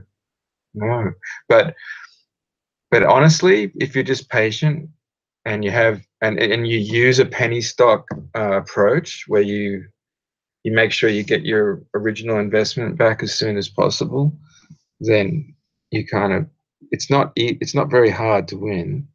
It's just that being patient is extremely hard. It is. It is incredibly hard to be patient and to hold on to some of these coins. And even if you had, like we're saying now, with this mutual fund approach, so you take your, $1,000, you put $100 in each one of the top tens, and you just see how it goes. Look at it 2 years from now. I think that'll work. I also think a lot of what we're talking about here is that we're betting on the hype cycle. We're not so much betting on the product or the pre-mine or the actual conditions. We're saying how much hype is there, and will the hype get a bunch of new people to invest, and the new people will buy my coin when it goes up. And it's not the nicest thing, because it's going to go up and it's going to go down, but that's trading. And if you can trade it, if you can do it, you have to do it. Someone else is going to do it if you don't do it. It's that whole thing. But thanks so much, Sanjay, for the call. Give us a call anytime. Just anything in closing, and we're going to want to open up the phone lines again. So. Okay, I'm glad to have connected, and have a great time. See you guys later. Very good. Thank you so much, and really appreciate your story. It's cool you got to meet Acharn, and fascinating story. Buddhist monks into crypto. I didn't think I'd ever say that, but I think it's super cool. I wouldn't say that I've studied Buddhism, but I've read a couple of books about it. I'm definitely interested in it, and I think that meditation is very valuable for anyone. I was very impressed with the Dalai Lama's book. It was kind of a simple, small one. It's called How to Practice. And in the beginning, he says that other religions, people treat them like a cafeteria, even though the rules say very specifically, don't treat us like a cafeteria. He's like, but here at Buddhism, it's a cafeteria. If you like meditating, please meditate, enjoy it. If you believe in reincarnation, please believe in it, enjoy it. If these are valuable to you, take them. If they're not valuable to you, don't take them. And I thought that was the most honest and reasonable speech from a religious person that I'd ever heard. Wow. So I was totally into him and into his book after that. How to Practice by the Dalai Lama, if you want to check it out. It's a good book. But we're checking out the chat here. People say they've got the Andreas book. Good stuff. I've just been flipping through it, but I'll bet it's great to read too. Absolutely. Anything that he's putting out, you should be looking into it, because this is the front, and this is all happening, and it's gonna just keep growing and going, and there's gonna be so much more. Oh, here we go. Hello, caller. You're live on the World Crypto Network. What's your name and where are you calling from? Hey, Thomas. It's Jose calling again from Mexico. Hey, Jose. How's it going down in Mexico? It's great, Thomas. And hi to our friend from Ricardo. What's up, Jose? How you going, mate? Nice guy too. How you doing? Yeah, good, man. I'm good. Thank you for asking. I'm glad you called back. You've got a lot of good energy and things that people should be hearing about. What do you think about the? I'm so surprised to hear that, because you know how it feels. You guys were talking about this earlier, like working in crypto. It can be really hard when you have ideas and you're arguing with your friends and getting blocked by your friends. It's like, what is going on, Well, and that definitely happens. People get so excited about their ideas. Sometimes we don't know how to express them, and we express them in a way that drives our friends away or makes them ban us or block us or mute us, even though we think that we might all agree on this. But sometimes we just don't agree on how we say it, or we get too excited, right? I mean, there's a lot of communication problems out there. That's a good point. Absolutely. I think that was something that I wanted just to add to what you said, Thomas. It's unity through diversity. We're all going to be passionate about something certain way, and we are all unique, and we all create good and new content. I'm new to the space. I've been watching so many people, and I've always been kind of nervous putting myself out there. But that's good to be diverse. That creates unity. We have to remember that that's what we're doing. We're all creating for each other. In the end, if we weren't creating for anybody else, we'd just be looking in the mirror talking. So I think people need to realize it's about your audience and reach out, got to respect the other people for making the content. You're always going to disagree. That's totally fine. It's good to disagree. That's the best thing about it. But you need to respect each other. All right. So, Jose, tell us your story. Who's blocking you now? Oh no, I don't want to get into all the drama. Let's talk about some real practical Bitcoin security stuff. That's more exciting and more practical, right? Good for you. Good for you. Tell us Just a quick about the FYI. security. I was also a Buddhist monk in India for 5 years. Just that's pretty funny, Wow. right? Okay. Anyways, What are the odds? What are the let's odds? ask our new. Who cares? Who cares? Let's ask our new friend about his private key management security. So, a friend, sorry, I forget. Tell me your name. And are you safe Ricardo. from a wrench attack? What's that? Are you safe from like a physical attack if somebody comes up to you with a gun and they say, I'm in Paris, so I mean, I'm all right. Yeah, and I can defend myself. I know how to take care of myself, so I'm pretty safe. Yeah. But so your defensive plan is pretty much like in meat space, just to fight, right? You know, if I had to, I'd just get in my car and take my family, and we'd just get on the road. If it was like a zombie apocalypse or just like crazy militia happening, but I think I'm pretty safe. Why do you ask? I guess because it's been my little project for 6 months a year to work on a private key management system, so that if somebody comes up to you with a gun because they know you're into Bitcoin and they say, "Give me all your Bitcoin, dude, or I'm going to blow you up," you can say, "I don't have control of my Bitcoin. My keys are spread out, and to access them, I either have to travel to another country or really far, and so basically, I don't have access to my keys." So I can't give you my Bitcoin, but I can give you this and da da da da da. But that's the gist. That's pretty good. Something we should all have, I think. But I don't know that anybody has it. You can always secure your Bitcoin on in paper wallets that you don't have access to. Maybe just saying I don't think there's enough people in Europe to even create any kind of a fight or brawl. It's not so publicly known. But I do think that's a good idea for securitizing in the future. Yeah. Well, if people are interested in being safe from this pretty basic form of attack, you can check out my article. I got a pretty simple protocol that you can read about, and you just basically send your friends their keys through email, half your keys. You take your 24 keys, send them half. Then you have a little protocol set up. When I need them, send me we'll video chat, and then you'll send them. So that if you're in trouble, they can always call the police and stuff like that. So anyways, you can read all about that. So here's one really interesting. I put out a new article. I don't know if you saw it, Thomas, but it's about passphrases. So do you guys, how was I going to ask this? Do you guys, what do you think an attacker would do? So he knows, sorry, but here we go, Tom. Just for example, he knows Thomas is a Bitcoin guy. He knows where he lives. He knows where he's going to be on Friday night at the Bitcoin meetup. And so this attacker, he doesn't have to do tons of research to know basic stuff, and then Fortunately, he also knows I'm quite poor and don't have any money, so that's a good thing to know. Rob richer people, but let's say there's a banker with some Bitcoin, maybe he would go after him. This reminds me of just going to the airport in America. Like I don't bring my Bitcoin to the States. I just leave it on my keep key and leave it at my house in my apartment. It's locked up, hidden. But I wouldn't actually. I think that happens when you go to certain countries. You pretty much have to give them any information that you have on who you are, on the internet side, the data side of the world. Well, you don't have to tell them your private keys, especially if you have them memorized. And if you only have half memorized and your friends, 5 of your friends in different countries have the other half, the other 12 words, then you're pretty safe. Anyways, my point is, sorry, I'm not speaking really eloquently. Let me just get right to the point. The point that I wrote a new article is about how passphrases, how the bad advice, sorry, Trezor and Bach and Pamela Morgan, she used to, I don't think she does anymore, but they were given advice that you should use passphrases to prevent against wrench attacks. So if somebody's coming at you with a gun and they want your Bitcoin, you can hide it with passphrases. I think this is a horrible idea because what does it do?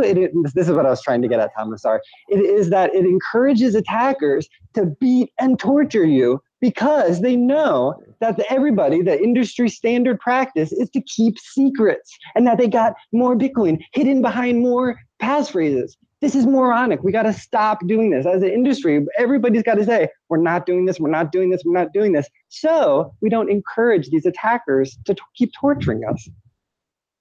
Well, I mean, a lot of this though, they could do this if they wanted the dollars from your bank account. I mean, they could get a rich guy and they could get his PIN number and they could break into his bank account. I mean, it's everyone's at risk from this in a certain point. I think the question is how much money do these people think they're going to get, and is it worth it? I mean, if you're going to go get one of the Winklevi, obviously they have a lot of private keys. It's probably $1 billion or whatever. That's kind of worth it. But somebody has, a couple thousand, it's not going to work out. But I agree that the hiding the things on the different levels seems like a good idea.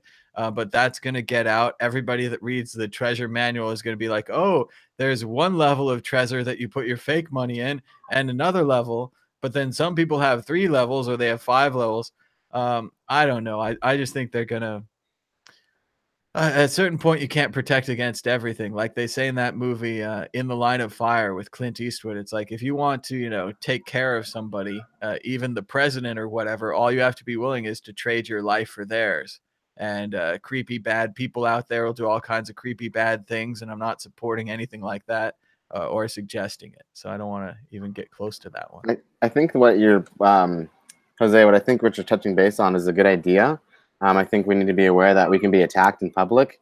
I've lived in cities where there has been some really odd attacks. And I think that you could use this on you could just do like a self-defense attack. And if you have cryptocurrency, make sure that you only, the passphrases, if you can memorize your passphrases, good on you. That's awesome. I have difficulties sometimes just memorizing phone numbers just in case my cell phone goes out. But point in case is I think you're putting out good information. You should keep doing what you're doing. Vigilance is good. My mom is a bit eccentric. She's got this book. It's called How to Survive the Zombie Apocalypse.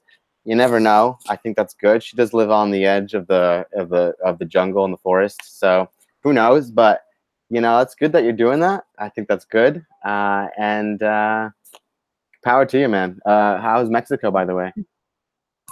Mexico's really great. It's really, really nice. Did you guys see Jameson Lap's new archive in a GitHub about all the attacks? I know he's working at Casa Hold'em, and they're trying to do a long-term secure thing. Something else? He just. I'm surprised you didn't see it, Tom. He just started a new what's it called? A repository, an archive of with links to who got physically attacked for their Bitcoin, when, the date, the place, and links to the articles. So you can see, and he mentioned how you can see the rate of it is increasing and increasing. We're just becoming more and more targets. So people, please be as safe as you can. Tom, I encourage you again, if it's not hard to get, my protocol is really easy to do. I also have inheritance and some other features like memorizing your coins in case you need to bug out in an emergency, and also giving your friend some. And I got another one coming soon. But I got some pretty practical things that you can do pretty easy. Check out my articles. All right. I think a lot of people are just afraid of the other side of losing their private keys by cutting them up into pieces or by not having them all. It's pretty easy to lose them for that, or for not writing down your password somewhere. I used to be so paranoid I wouldn't write down my passwords, then I'd lose them. I know with the Bitcoin thing, you think that you're going to remember everything, but 5 years later, I went back to some of my old paper wallets and I was like, what's that passphrase again? And if I hadn't written it down, I wouldn't have gotten in. I would have been guessing random passphrases for months and months. So sometimes that's why we are the most cool too, because it's great to practice. It's easy to practice. You can change and get new keys whenever you want. It's all online pretty much. So, but it's super secure. In 6 months, I haven't got any criticism that there's a big fundamental flaw. Yeah, I think that consolidation of all your privacy is good. I think you should spread it out, but I think you should, in concrete knowledge, know your passwords. I just keep thinking if you memorize something and get hit by a car and you have you get hit in the head and you've got you kind of forget things, or I just forget things as time goes on, So I actually have to put my passcodes in several places, and I think people should just be securitizing their keys, no matter what it is, in ways that you can write it down somewhere. And one of the One of the first steps for reasons I this is left Taiwan, where I was living, and moved to somewhere new was to spend time to get ready and organized with my Bitcoin holdings and all this stuff. Because how long is it going to be before Bitcoin moons and you're going to be holding a big bag of cash? And you better know how to use it and be ready, because it's going to get shit's going to get crazy when you're rich all of a sudden. So be ready. well, the part I Absolutely. worry about too is people not having backups of their private keys. Putting a backup in a safe deposit box, I think, is a really good idea. And splitting up your Bitcoin into multiple treasures or multiple ledgers when it starts to go up in value is a good idea. And the one I'm worried about that we don't want to have happen is that guy who died with $500 million in Ripple or whatever, and the money's frozen now, and his family can't use that money. And it's horrible that he died, but it's worse that he's taken this legacy uh, from uh, from his family and from generational money. I mean, so. Well, what do you think, Yeah. Jose? Is it more of a threat, this wrench attack, or is it more of the threat that computer geeks think they'll live forever and they don't set up any plan for in case they don't? Well, I think it's really common to avoid death. My spiritual teachers talking about the Buddhism and stuff always say, think about death, get ready for death. You should be prepared for death, because then you can really live. If you're not prepared to death, if you're not prepared to die, you're not really ready to live. You're not really living. They had some questions about my health issues in the chat, and I had some stomach problems, and I had some tests Mhm. run, and we're gonna work together to try to fix that with the doctors. But I'm doing okay. But Nice. like you're saying, Jose, yeah, you really do. Death pushes you closer to living, and you're like, what if this is it? What if I don't have any time left? What do I want to do with my time that's left? And I want to do so much more, and that's why I think that's a good reason to stick around. Is you have so much more to do. So. Mm. Oh, but just Absolutely. getting back again to, I think your point, Thomas, was, but let's talk about your problem too, because anyways, balancing security and inheritance. When in my inheritance protocol, which isn't hard to set up, there's an article about it. I found that you have to balance. You have to find what's good for you. If do you want to be super secure, or do you really want to make sure your Bitcoin gets inherited to your heirs? So everybody's got to decide for themselves. Maybe that guy didn't have any, anybody he wanted to give it to. And then our Bitcoin just becomes more valuable. So I don't know if those Bitcoin are lost. I think it just changes the dynamic around. We're getting some good responses to our mention of death here in the chat. They're saying, get a skull for your desk. Meditate on death. Someone else says, set up a laptop in a graveyard. That sounds interesting. And he says, we could always put our brains in a jar. And that sounds pretty cool if we can get to that point, if we can survive to the singularity. You could be a brain in a jar.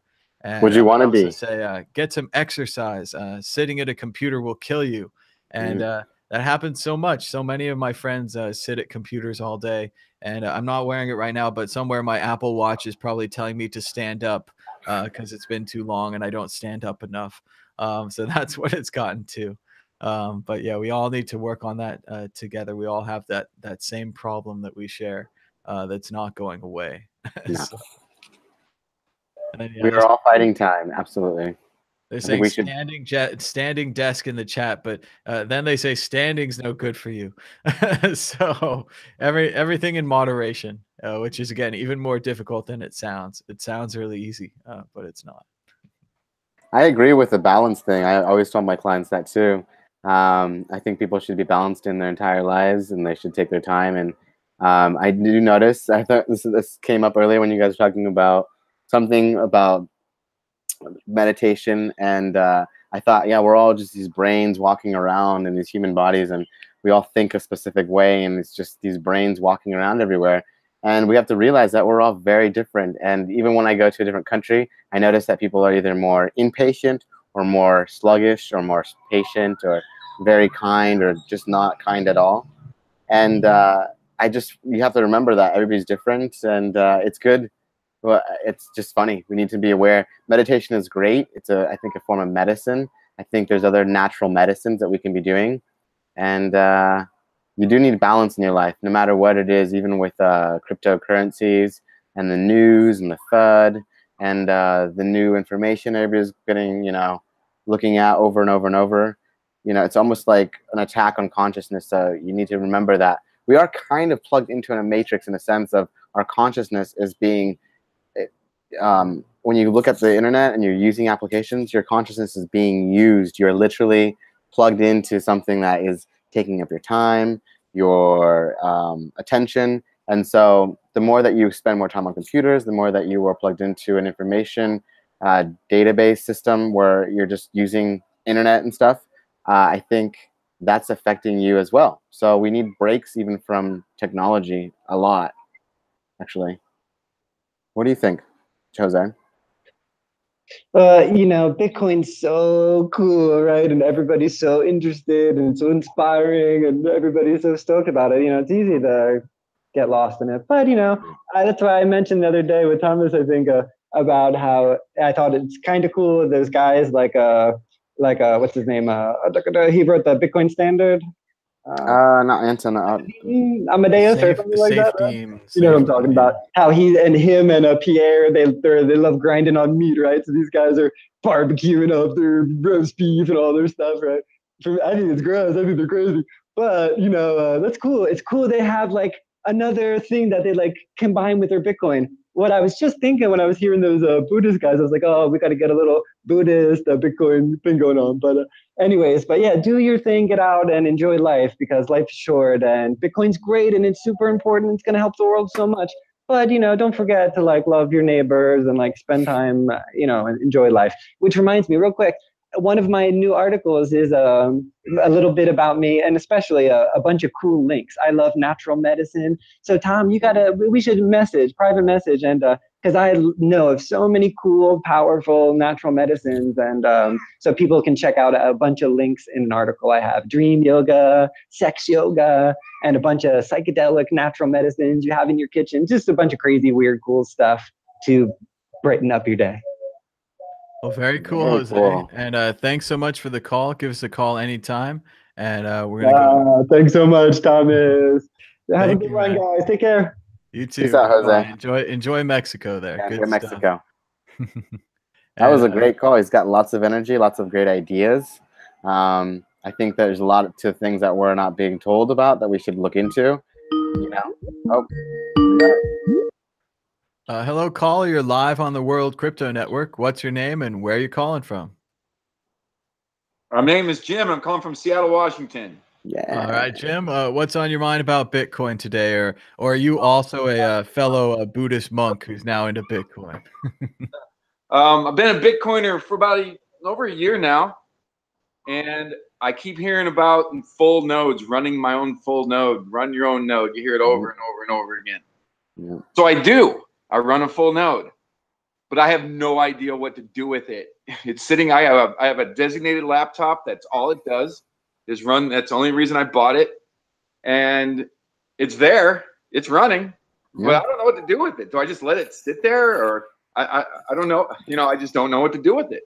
Well, in some ways, you can just let it sit there. It's contributing to the Bitcoin network. So what it's doing is it's confirming transactions. So when you, or at least I think it is. And so when you send a transaction out, it partially gets confirmed by the nodes. Then the nodes add it to the block. Then the miners add it from the block to the blockchain. So you're a part of the network and you're just kind of supporting the network.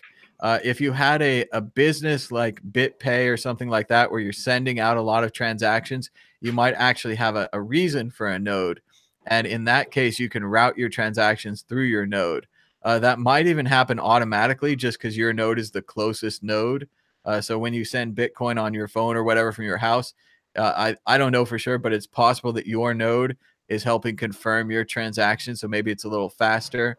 I think there's a way you can pass directly through your node, something like that. But it's not entirely necessary. Like you don't like have to run a full node to be a Bitcoin or use a paper wallet or anything like that. I think it's just a contribution that you're making to the network. So it's just when you listen to Trace Mayer or Jameson Lopp, they're pretty adamant that everybody runs their own node. And, for instance, I go from fiat through Gemini. And then when I transfer my Gemini, I go onto a Trezor and a Ledger. I split it up like you were talking about earlier. When I transfer from my Gemini account into my Ledger or my Trezor, should I filter it through my wallet on my full node? I don't think you have to. I mean, I think you could if you wanted to. I don't. I mean, we really have to talk to somebody technical to get the exact reason why you need this full node. But I mean, I think in general, like, you're supporting the network, so that's super useful and a good thing. It's possible if you had a lot of transactions that you'd have a reason, like if you were a miner or something and you were always sending small transactions and you wanted them to get through faster, maybe running them through your full node might help. Generally, they're saying in the chat that you can validate your own transactions. So that would be kind of the benefit. But generally, I mean, if what you're doing is working for you now, you don't really, need, like, it's not adding to you. I mean, I think mainly you're contributing to the Bitcoin network. So I think it's a good thing. I don't know sure if it's like 100% totally valid for your use case or necessary. Right. Yeah. And that's what I understand that the more nodes, the more secure the network is, correct? Definitely, yeah. The miners secure the network, but the nodes validate the transactions. So Okay. I would say if we had more Bitcoin transactions, it might slow down. And then if there were more nodes, maybe it would go a little faster. But even then, it's still going to break the math problems on average every 10 minutes. They're going to be added into the block. They're saying in the chat, it's a component of the trustlessness, so that you only have to trust your own node. So when you send your transactions through it, you are trusting your node. So that's good. Whereas if I had set up a fake node or something and you sent your transactions through it, maybe I could get in the way of your hitting the rest of the network. I could slow you down, maybe something like that. So if you have your own node, you probably can't be slowed down. They're saying you can create a watch only wallet on the node so that you could confirm that the balance on your Trezor is correct. So you'd be getting a more direct connection to the network to confirm your balance. So maybe you'd have a more accurate or a more up-to-date information on your balance from running a full node. And they're also saying you get to signal. So you kind of get to vote for like SegWit or BIP 148. So in a way, you get to tell the network what to do, kind of. You get to vote. Whether your vote's counted or it matters, I don't know. But you get to signal, which is like voting, similar to voting. Right, because going strictly from the interface that comes up on my computer, all I'm really seeing is a wallet interface, and I'm not certain how to access those type of features. Maybe it's just a matter of time. As I'm going along, I'm learning more and tinkering with it. I'll figure this stuff out. But so in other words, don't stop doing it, but not a big deal. I mean, yeah. It's more like you're doing a public service. Like that computer is helping the network, and you can think of it as a positive thing, like you're contributing and you're spending a little bit of power, but you're a part of the Bitcoin network. And you can also tell the story, like, was it really difficult to do? Did you have to buy an expensive laptop? Like how did it go? No, it was really, I bought a cheap one. Actually, it was about $325. Setting it up was easy, and linking syncing the blockchain only took about maybe 2 days. Didn't take long at all. And I just keep it running, and yeah, it was all really easy and nothing difficult about it. I live at a place where I'm provided my own housing on a lake. It's beautiful out here in Washington, and we have a lot of bandwidth for our internet, so it's not really costing me. It doesn't cost me anything, actually. So yeah, so it's pretty. I mean, I guess I'll just keep doing it then. That sounds good. I mean, I think that's most of the full nodes are like that. I think some of the businesses and the miners, they have to run them, or they're confirming a lot of transactions. They have a reason to run them, that kind of thing. But for average user, I think that you run one, like you're saying, just to contribute to the network, to help the Bitcoin network. And it's a good thing. Everyone should do it. I'm not sure how much it benefits you other than it just being a good thing. Okay, well, nothing wrong with doing a good thing, is there? Nothing at all. Sounds good. Well, I got another thing. So when you're talking about securing your private keys, is I came up with a pretty cool solution for me. Is I bought a metal engraver for $13 on Amazon, and I go out and I buy these industrial electrical outlet covers, and they're maybe 4 inches by 4 inches. So I'll engrave my private keys into these metal covers, and then I I nail them on the rafters all around where I live. It's really Well, don't tell people that. Now they're looking in the rafters. Uh-oh. Well, they're waterproof, they're fireproof, you can't destroy them. You ever heard anything like that before? It does sound pretty good. I've heard about crypto steel. You can buy little blanks that are pre-cut of stamped metal, but I think, yeah, stamping it, engraving it on metal is a good idea. Like you say, it's going to outlast the paper. If you think you're going to keep these wallets for more than 5 years or 10 years, paper can get destroyed very easily. Even if there was a fire in your safe deposit box, if you had it in metal, it might even survive the fire. If you had it in a fireproof safe in metal, it's probably going to survive the fire. I mean, things like this, it's a good idea. And it's also the kind of thing you can bury or you can put underneath part of the house or in a piece of wood or behind a wall. There's all kinds of places where you can hide these Bitcoin keys, and you can put just a little bit of Bitcoin on each one. And if Bitcoin keeps going up crazy like it's gone, who knows? It could be worth digging out that piece of metal someday. So. Well, in case I lose a treasure or lose a ledger, if I die, there's people I have I've given them split up copies of this. They live in different states. So if I die, they got access. They don't have to worry about it. Well, and that's what I think the main thing Jose is talking about is splitting up your coin into pieces and giving the pieces to different people. And that if you can do that, then at least that Bitcoin can be secure for you. And once again, I think it's just about people need to split it up into different piles. Maybe we just have 1 or 2 treasures. Maybe you should get 5 or 10 treasures. Maybe your money has become worth that level. And then once you have 5 or 10 treasures, you have a variety of options. 1 to a friend, 1 to a family, 1 over here, 1 in a safe deposit box in this country, 1 in this country. I mean, you can spread it around. And even just a 0.1 or a 0.01 or something, that could be very valuable in the future. And you might just say to yourself, hey, that's a great backup plan. I can always go get that thing from Joey. So right.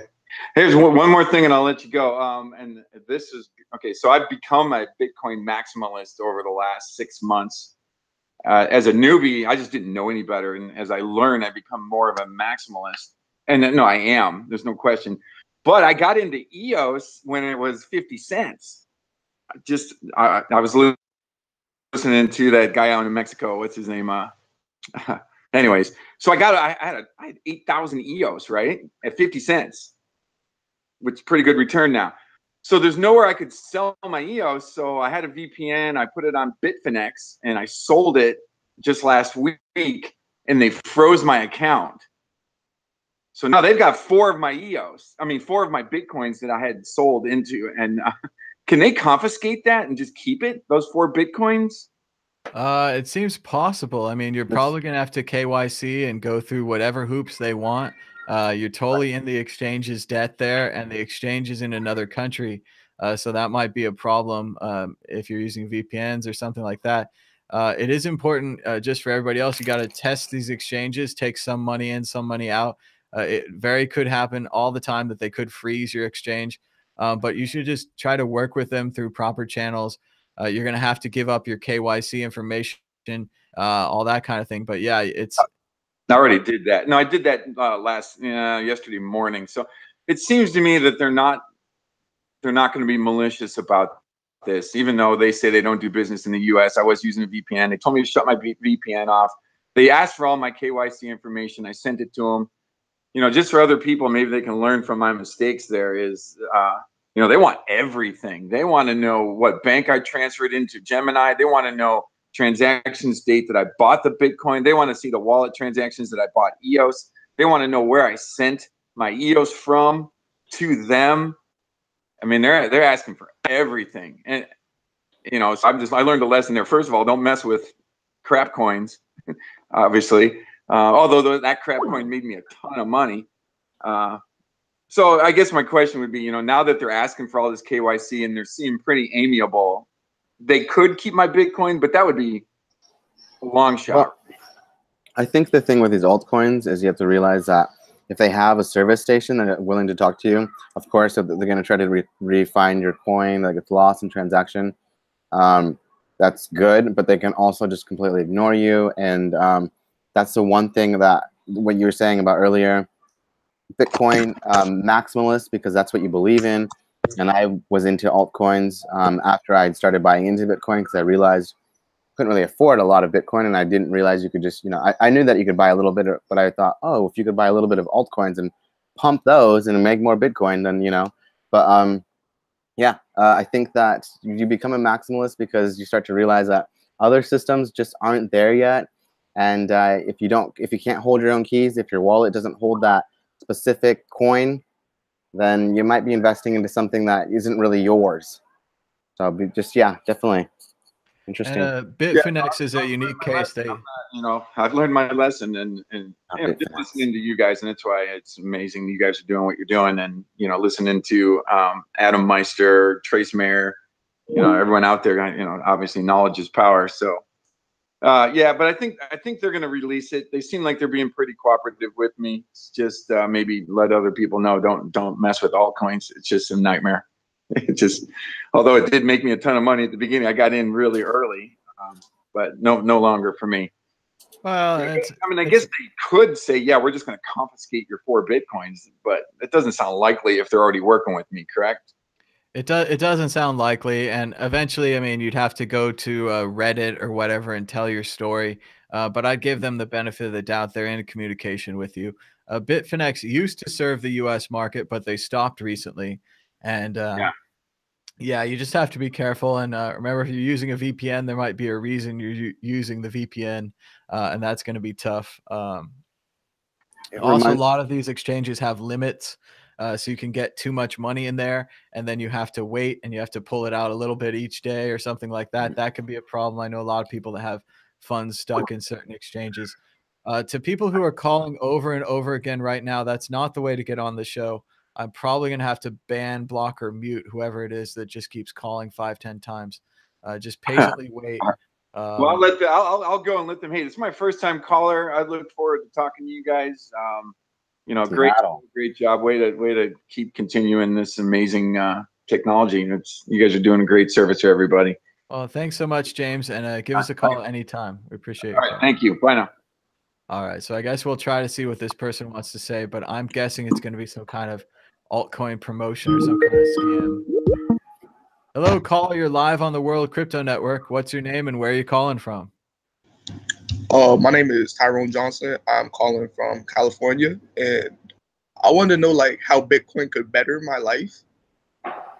Okay. I'll let you take that one, Thomas. All right, Thomas, I hate to interject. I do have to get going, you guys. I'm sorry, caller. And everybody, you guys are awesome. Keep doing what you're doing. Enjoy the show. If you want to see my reporting, go to Rico Coin Report, or you follow me on Twitter at Rico Report. Peace out, guys. Au revoir. Bonne journée. Tous.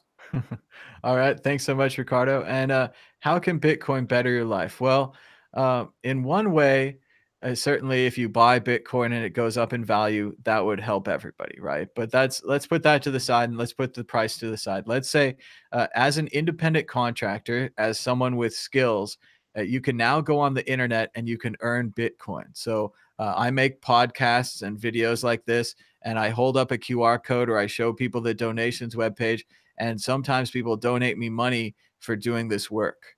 So I think the main way is that you can receive money from anywhere in the internet for your work. So does that sound good? Is there anything that you do, like maybe art or teaching people or making videos or something like that you think you could sell for Bitcoin? I mean, I do a little bit of art, but it's nothing too serious. Well, someday when you find something to be serious about and you're well into something, you'll find that you can sell it online for Bitcoin. Or even if you had like a class that people came to and you taught it, something like that, they could pay you in Bitcoin. Even if you had like a handyman job or you went to somebody's house to fix something, instead of taking dollars, you could take Bitcoin. Most people don't have that or don't pay that way. But if you went out there and, said, I'm going to be the one, I saw a video of a kid mowing lawns, and he's doing really well now because his video got on the internet. But maybe you could mow lawns for Bitcoin, whatever it is. So I would say the first way that it could help your life is that you could take it in as money for your work.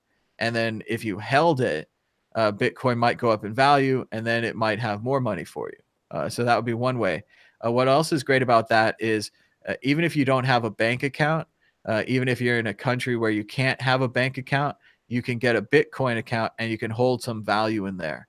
And we all know that real bank accounts, they charge fees, they have overdrafts, they have all these problems, and they could always seize your bank account. If you don't use it enough, they'll cancel your credit card. If you don't use your bank account, they might not want to work with you anymore. Bitcoin, you could put $5 in there, like the last caller, make it out of metal, bury it underneath your house, come back for it 5 years later. That $5, whatever Bitcoin it was, will still be there. The value of it, it could go up or down. Nobody knows, but it'll still be there if you store it there. So that sounds like a pretty good form of money compared to like dollars or anything else, right? True, true. So that's a way. And then the other way is speculation. You can use Bitcoin now to buy all of these crazy altcoins. And like we've been saying this morning, the altcoins are like penny stocks. What's an altcoin? Altcoin's like a copy of Bitcoin. Sometimes they make like a direct copy of Bitcoin. It does the exact same thing. They just change the name. Other times they make a copy of Bitcoin that's only kind of similar to Bitcoin, but ends up doing smart contracts or all this other stuff. So there's this huge market now of like 1,000 other altcoins, and they're all fighting with each other. And they're like penny stocks, though. So you invest in one and it's $1 and it becomes $10. You can sell for more. But the same way, you invest in one at $1 and it becomes 10 cents. You can sell for much less. So it's a lot of dramatic ups and downs. But you can get access to this market by knowing about Bitcoin and by buying a little bit of Bitcoin that you send to an exchange, and then you trade the Bitcoin for a bunch of other random coins. So it's all about like trading to get to the highest. A lot of people are trading to try to get back to Bitcoin. So they'll go in with like a 0.1 Bitcoin and they'll trade it into some altcoins. Like the last caller said that he got that EOS at 50 cents and he sold it at $10. So as you can see, if you had like $1 in EOS, you could sell it for $20. It's going to take a year of holding on to that asset to get that. But sometimes it takes a couple of days. Sometimes they go crazy up and they go crazy down. And obviously no one knows, and you have to be careful. You don't want to invest all your money or your life savings or anything like that. But, there's options out there. But that's some good advice right there. But like, how much? I'm just curious. Like, how much Bitcoin do you have? I have like a small handful of Bitcoin that I bought a long time ago, and it's been worth more and it's been worth less. Like everyone says, you can buy these little devices called like a hardware wallet, and then you can store your Bitcoin on the hardware wallet, and then you can put half of it in a safe deposit box, or maybe put the half somewhere else, like under the house or somewhere safe. But yeah, I mean, you can, if you hold on to some Bitcoin over a few years, it might be worth more money. But what we're really talking about here is the technology that, we can send it all over the world. No one can seize it. No one can take it from you. And that there's no central bank and there's no government and there's no corporation that owns or runs Bitcoin. It's a network of computers that agree to work together on a list of rules. And that's all it is. I was like, okay, so like, I'm starting to understand it now. Like, so like, if you invest in Bitcoin, it could like go up, it can go down. Like, the main focus is to try and get back on like to the Bitcoin where like rises, you want increase. Yeah, a lot of Bitcoin's kind of like the safe stock. Bitcoin's the one that everyone thinks is solid. These other ones are all up and down. Other people believe in them or don't believe in them. And then even Bitcoin itself is competing against the dollar and the old markets. And people believe in those, or people believe in Bitcoin. But it's new and it's like the internet. And if you get to it early, like I know people that bought Bitcoin at like $1 or at $30. And they're doing well now at 6,000, right? They don't care. A little while ago, 6 months ago, Bitcoin was worth 18,000. So anybody that has Bitcoin right now is probably sad because they used to have 18 and now they have 6. But in the same way, a lot of people are still holding on to their Bitcoin and they believe in it so much. They think it'll go right back up to 18. They think it'll go to 36 or 100,000. They think that basically people haven't heard of Bitcoin. Like yourself, they might just be learning about it right now. And there's millions of people out there that haven't heard of Bitcoin yet. And if they all hear about it and they all want to get, you know, $100 worth or something, that's going to drive the price up. So it's again, it's a market about buyers and sellers. We're trying to figure out what the price of this thing is. Nobody knows. A lot of people try to use the charts and they look at the past and they say, well, it did this in the past, so it must do this in the future. And the market doesn't work like that because, you know, money will just flow in. Yeah. If nobody knows okay, so you said nobody knows the price of it. Well, right now we know that it's like around $6,500, $6,700 a coin. But that's just because someone will pay you for Like, that. if nobody knows the price of it, then what's the point of this shit? Well, nobody. I don't know what that is, but yeah, nobody knows the price of anything, man. I mean, nobody knows the price of Apple stock. Nobody knows the price of Litecoin. Nobody knows the price of euros versus dollars. Every day we have markets where people trade against each other to try to determine that price. And that's happening right now with Bitcoin. The more people that want to buy it, the more the price goes up. The more people that want to sell it, the more the price goes down. So, I mean, maybe he's not serious with his questions, but I think a lot of people do have these questions and want to learn about this kind of thing. So, but if you don't want to learn, that's okay too. And, you know, whatever. So, but I think there's a lot of good questions out there, and there's a lot of people that are new to it that are trying to figure it out. And it is a complicated and confusing thing. So, let's see. Do I have any water left? I have a dozen empty glasses and no water. So.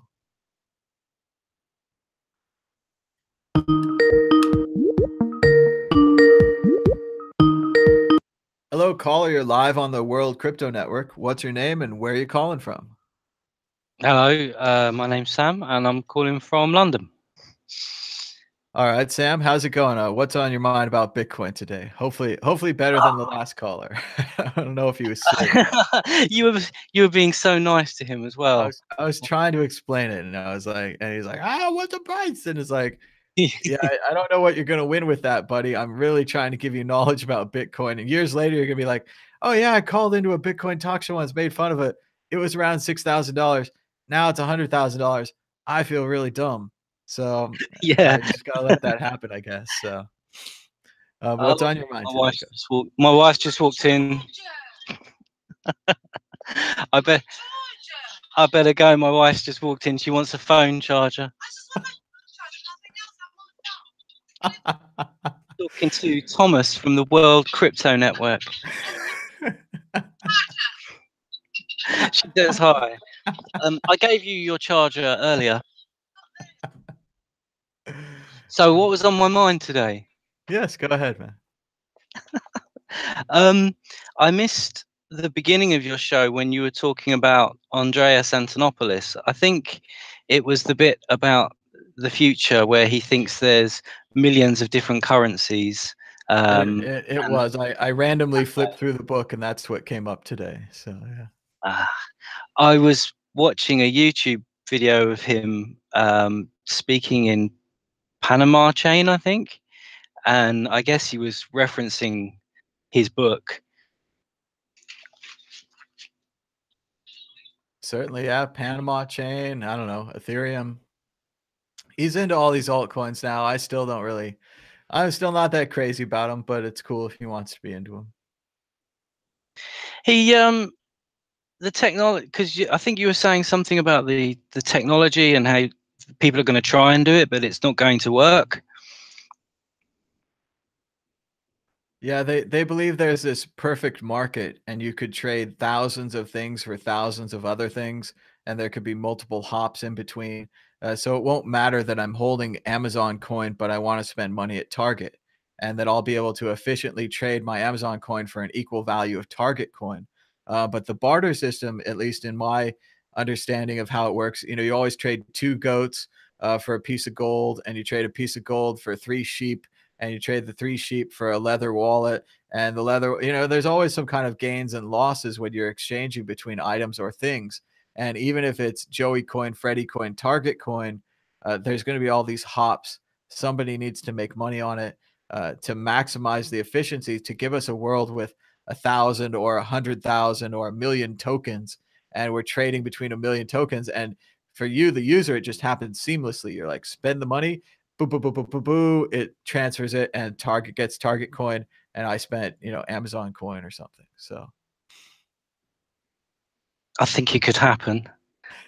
Yeah, I think it could, because I was convinced when he said that you push a button on Skype and you can call someone in another country, and the computers in milliseconds and negotiate the best route across a packet switch network, and to create this unique video link. And if you told somebody about that in the 80s, they'd think you were crazy. It does work, but I think that trading packets, which are kind of blind, is a little different than trading, money that has value and money that's being manipulated and going up and down, and companies that have value and companies that have news. And it just seems like there's more variables as soon as you start attaching value to these packets. If we're trading blind packets, from a computer science perspective, I get what they're doing. But once the packets are not blind, I think it changes a lot. The other thing I wanted to ask about was proof of work and proof of stake. Is there going to be one proof of work to rule them all, which is Bitcoin, and then everything else is going to be proof of stake and master nodes and staking in wallets, and the energy consumption of the globe for this internet money will just be for Bitcoin, but all of these other fantastical currencies and Target coin and Amazon coin, they'll be some proof of stake masternode type. Well, a lot of people, they say they have proof of stake working and they have it fixed, but there's certain problems when it gets to scale or someone tries to take over the network. If you have 51% on proof of stake, you might get to write the rules. Might get to make your own chain. There's some issues there, and there's some stuff to be worked out. So I think there are some working proof of stake coins that are smaller, but I'm not sure if there are some that are higher level. So. But we'll see it go back and forth. I still think proof of work, because it's burning electricity, does kind of, in a way, put the electricity value in the coin. And now you can say, at the very least, the coin costs that much electricity to burn. Therefore, it should be worth at least that much money until electricity goes down or something else changes. Whereas proof of stake, it's a lot harder to justify that value. I got this magazine subscription for my daughter. She's 8 years old, and the February 2018 edition was called Money Maths, and there's a little section in it that says, "What about Bitcoin?" And there's a nice little description about it's a virtual currency, and the difference between it and other standard currencies is it's not controlled by governments or banks. The values fluctuated dramatically over the years. It remains to be seen whether Bitcoin is another example of an economic bubble that keeps expanding and contracting in quick succession, or the future of global financial trading. It's nice to know that there's some 8-year-olds out there reading this kind of stuff. That's a lot for a paragraph. That reminds me of paragraphs I used to read about the internet. They're like, this amazing internet. It could be the answer to all of our problems, or it could be nothing. And you're like, wow, it's 10 lines on the paragraph. Okay. So maybe they're asking too much of children nowadays. it's good they mentioned it. I think that I've seen other little mentions where they show a chart of all the money and they talk about it, and then they're like, oh, there's also this thing Bitcoin, and it gets 2 or 3 lines, and you're like, oh, the pound, the sterling, the dollar, the Bitcoin. It's pretty funny. The only downside is that it's this tiny little bit on the corner of the page, and the main article on the page is called Tulip Mania. Tulip mania. Well, again, at least they're spreading more knowledge about my favorite historical story, the story of Amsterdam and the Netherlands switching over to tulips. Great story, funny stuff.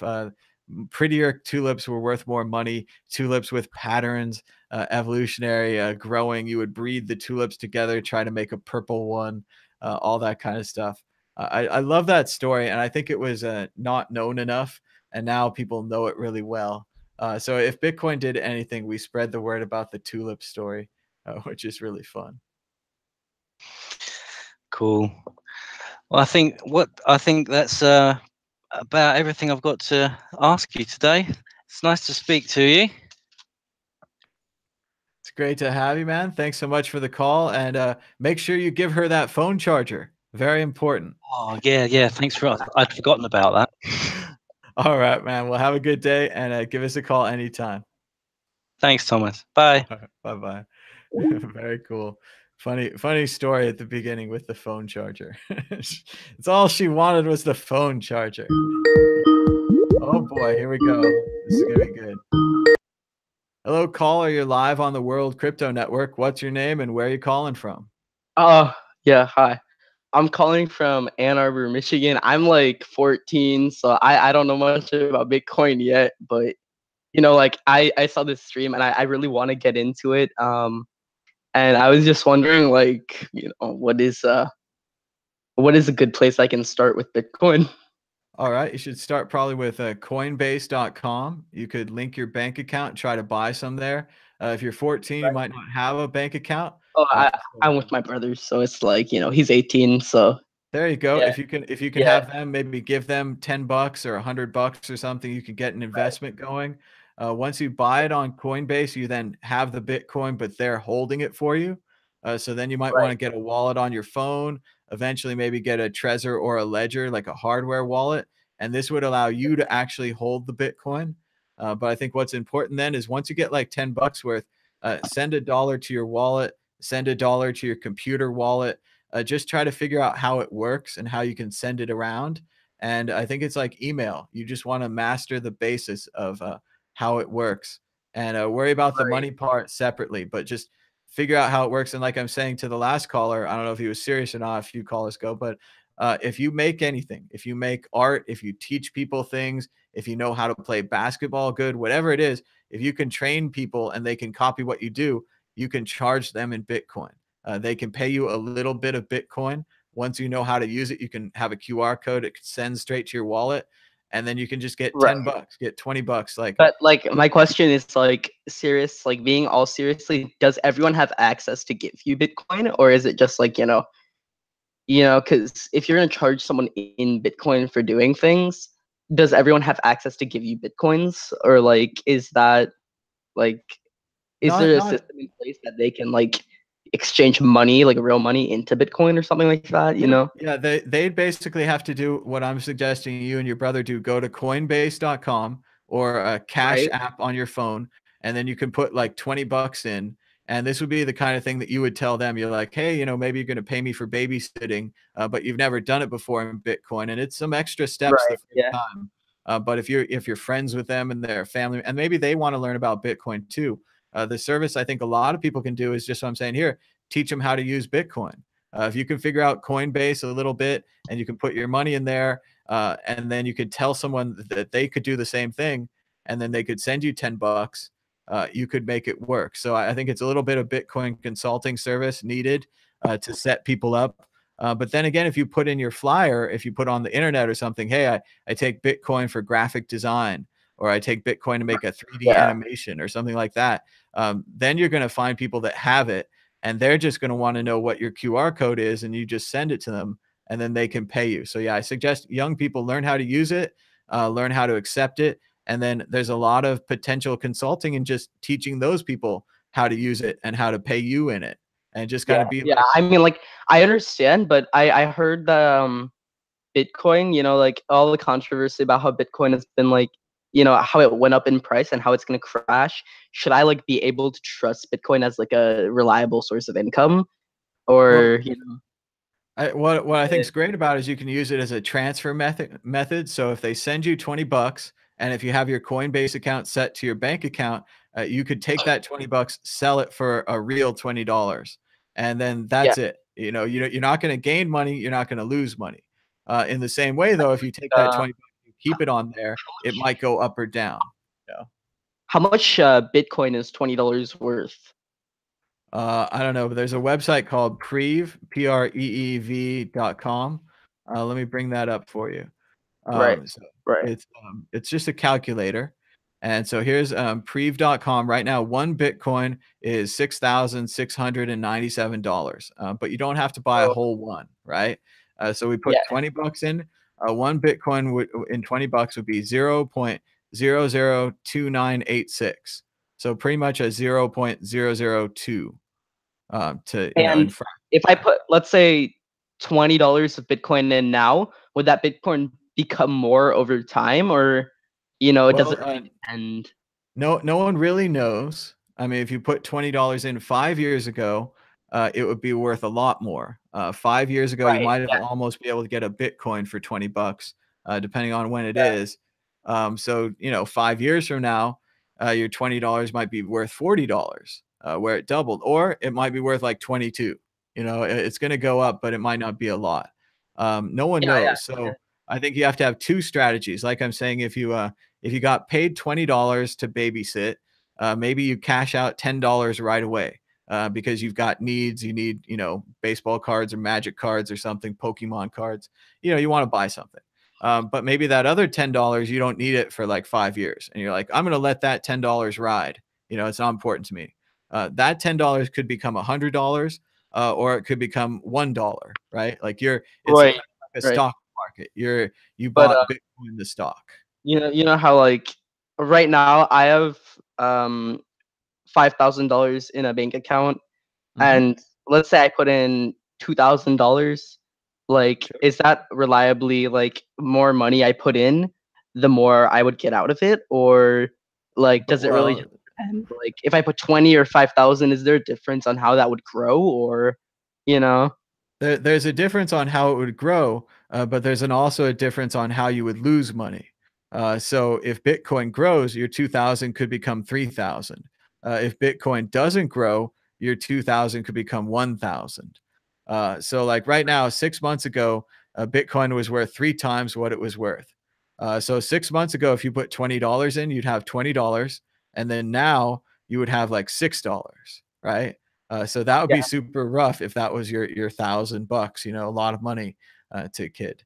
In the same way, though, if you put $1,000 in 10 years ago, now you're a millionaire, right? You don't have to worry. Yeah. So I don't know that Bitcoin is that one. I think it's also complicated now because there's like 1,000 other altcoins. So the Right. altcoins, like the guy was saying, you could get EOS for 50 cents a year ago. Now you can trade EOS for $10. In the same Right. way, though, people that are selling EOS now at $10, other people are saying EOS is going to be $100 in 6 months. So all of these altcoins, they all have different value propositions. They all have different aspects to them, and it's almost impossible to know which ones to buy. People just suggest you kind of try to get a little bit of all of them or a little bit of all the new ones. Try to get a little bit of Bitcoin. But basically, as a young person, what you need to do is go out there and get wrecked, right? Your chance to invest in risky things is really good while you're young. So if you put Right. $100 in now and you lose it, all you're going to do is learn from that, right? You're going to learn Exactly. like, yeah, where to put it next time, or maybe to put less in, or maybe to put more in, or whatever it is. So I think that these are great lessons to learn while you're young, and also to learn that it's okay to lose $100. I used to be very Yeah. uptight about like losing money, and I couldn't invest in things because of that. And then I missed a bunch of investments. So now I want to be more, instead of investing nothing, I'll put like $10 in, and if instead, and when you get to a higher level, maybe you can put $100 in as your nothing investment. So I Yeah. think there's a Yeah. lot of potential, a lot of things to learn here in Bitcoin. Mhm. All right, bro. Thank you. I'm gonna look into Bitcoin. So yeah, Cool. despacito. All right. Well, thanks so much for the call. Good stuff, man. Give us a call anytime. Let us know how it goes if you were able to buy like $100 in Bitcoin and transfer it out to your wallet, and if it was difficult, and just give us a review of how it went. So All right. cool. Thanks so much. I'm getting a Snapchat notification. I'm sorry. Yeah, thank you so much. I'll really look into that. Hope you have a nice day. Bye. And tell your friends. All right. Yeah, definitely. Yeah, good stuff. I wasn't sure he was going to be serious with the Pepe logo, but he seemed totally serious, and I'm always glad to help young people that are serious or people that hadn't heard about Bitcoin. If you have a stupid question about Bitcoin, it's not stupid because a dozen people have the same question and they're afraid to ask it. So thanks so much for the call, and check out Preev, PREEV.com. Great Bitcoin calculator.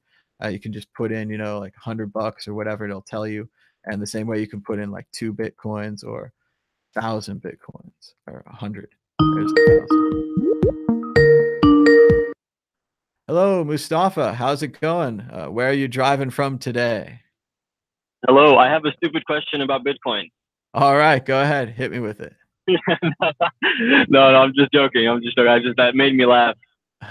It was good that one of them was serious and one of them was not serious. So there's a lot of questions that might seem stupid to us or to people that have been around for a little bit, but some people just heard about Bitcoin this morning, and maybe it's because of you or because of somebody that shared your video.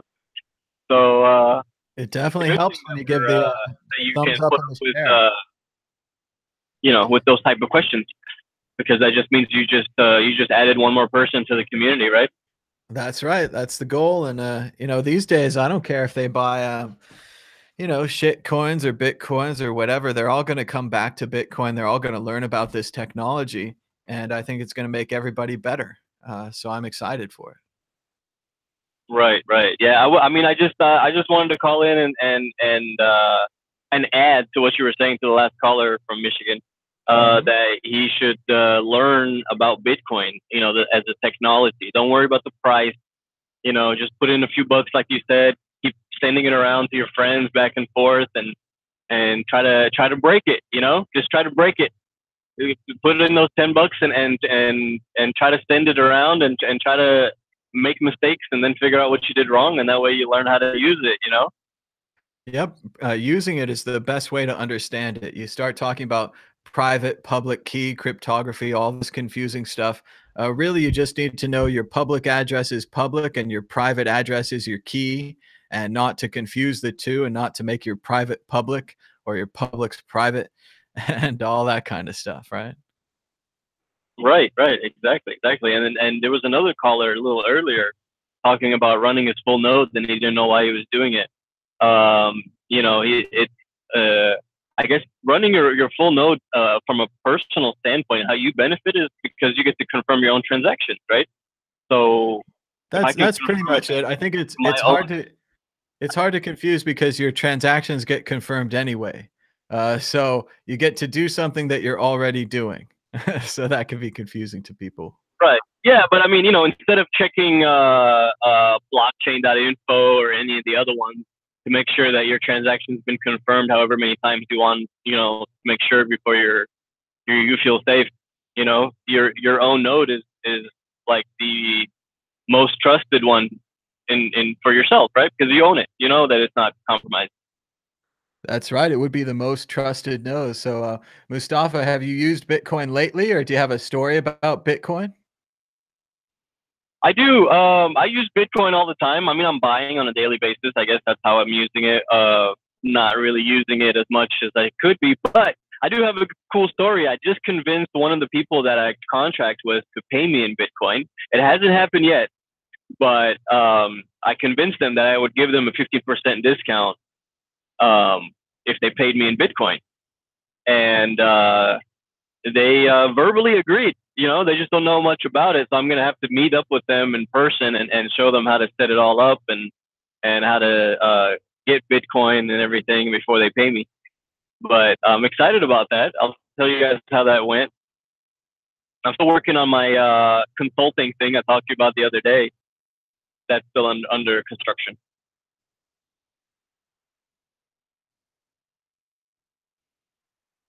Look, call drop. And I think that's a great idea, not just offering your service in Bitcoin, but offering a discount for your service if you take Bitcoin. So if you were going to make a flyer advertising your babysitting business, you could say, maybe we'll charge $20 for normal people, but if you pay in Bitcoin, I'll charge you $15. That can motivate a lot of people to get into Bitcoin because they love discounts.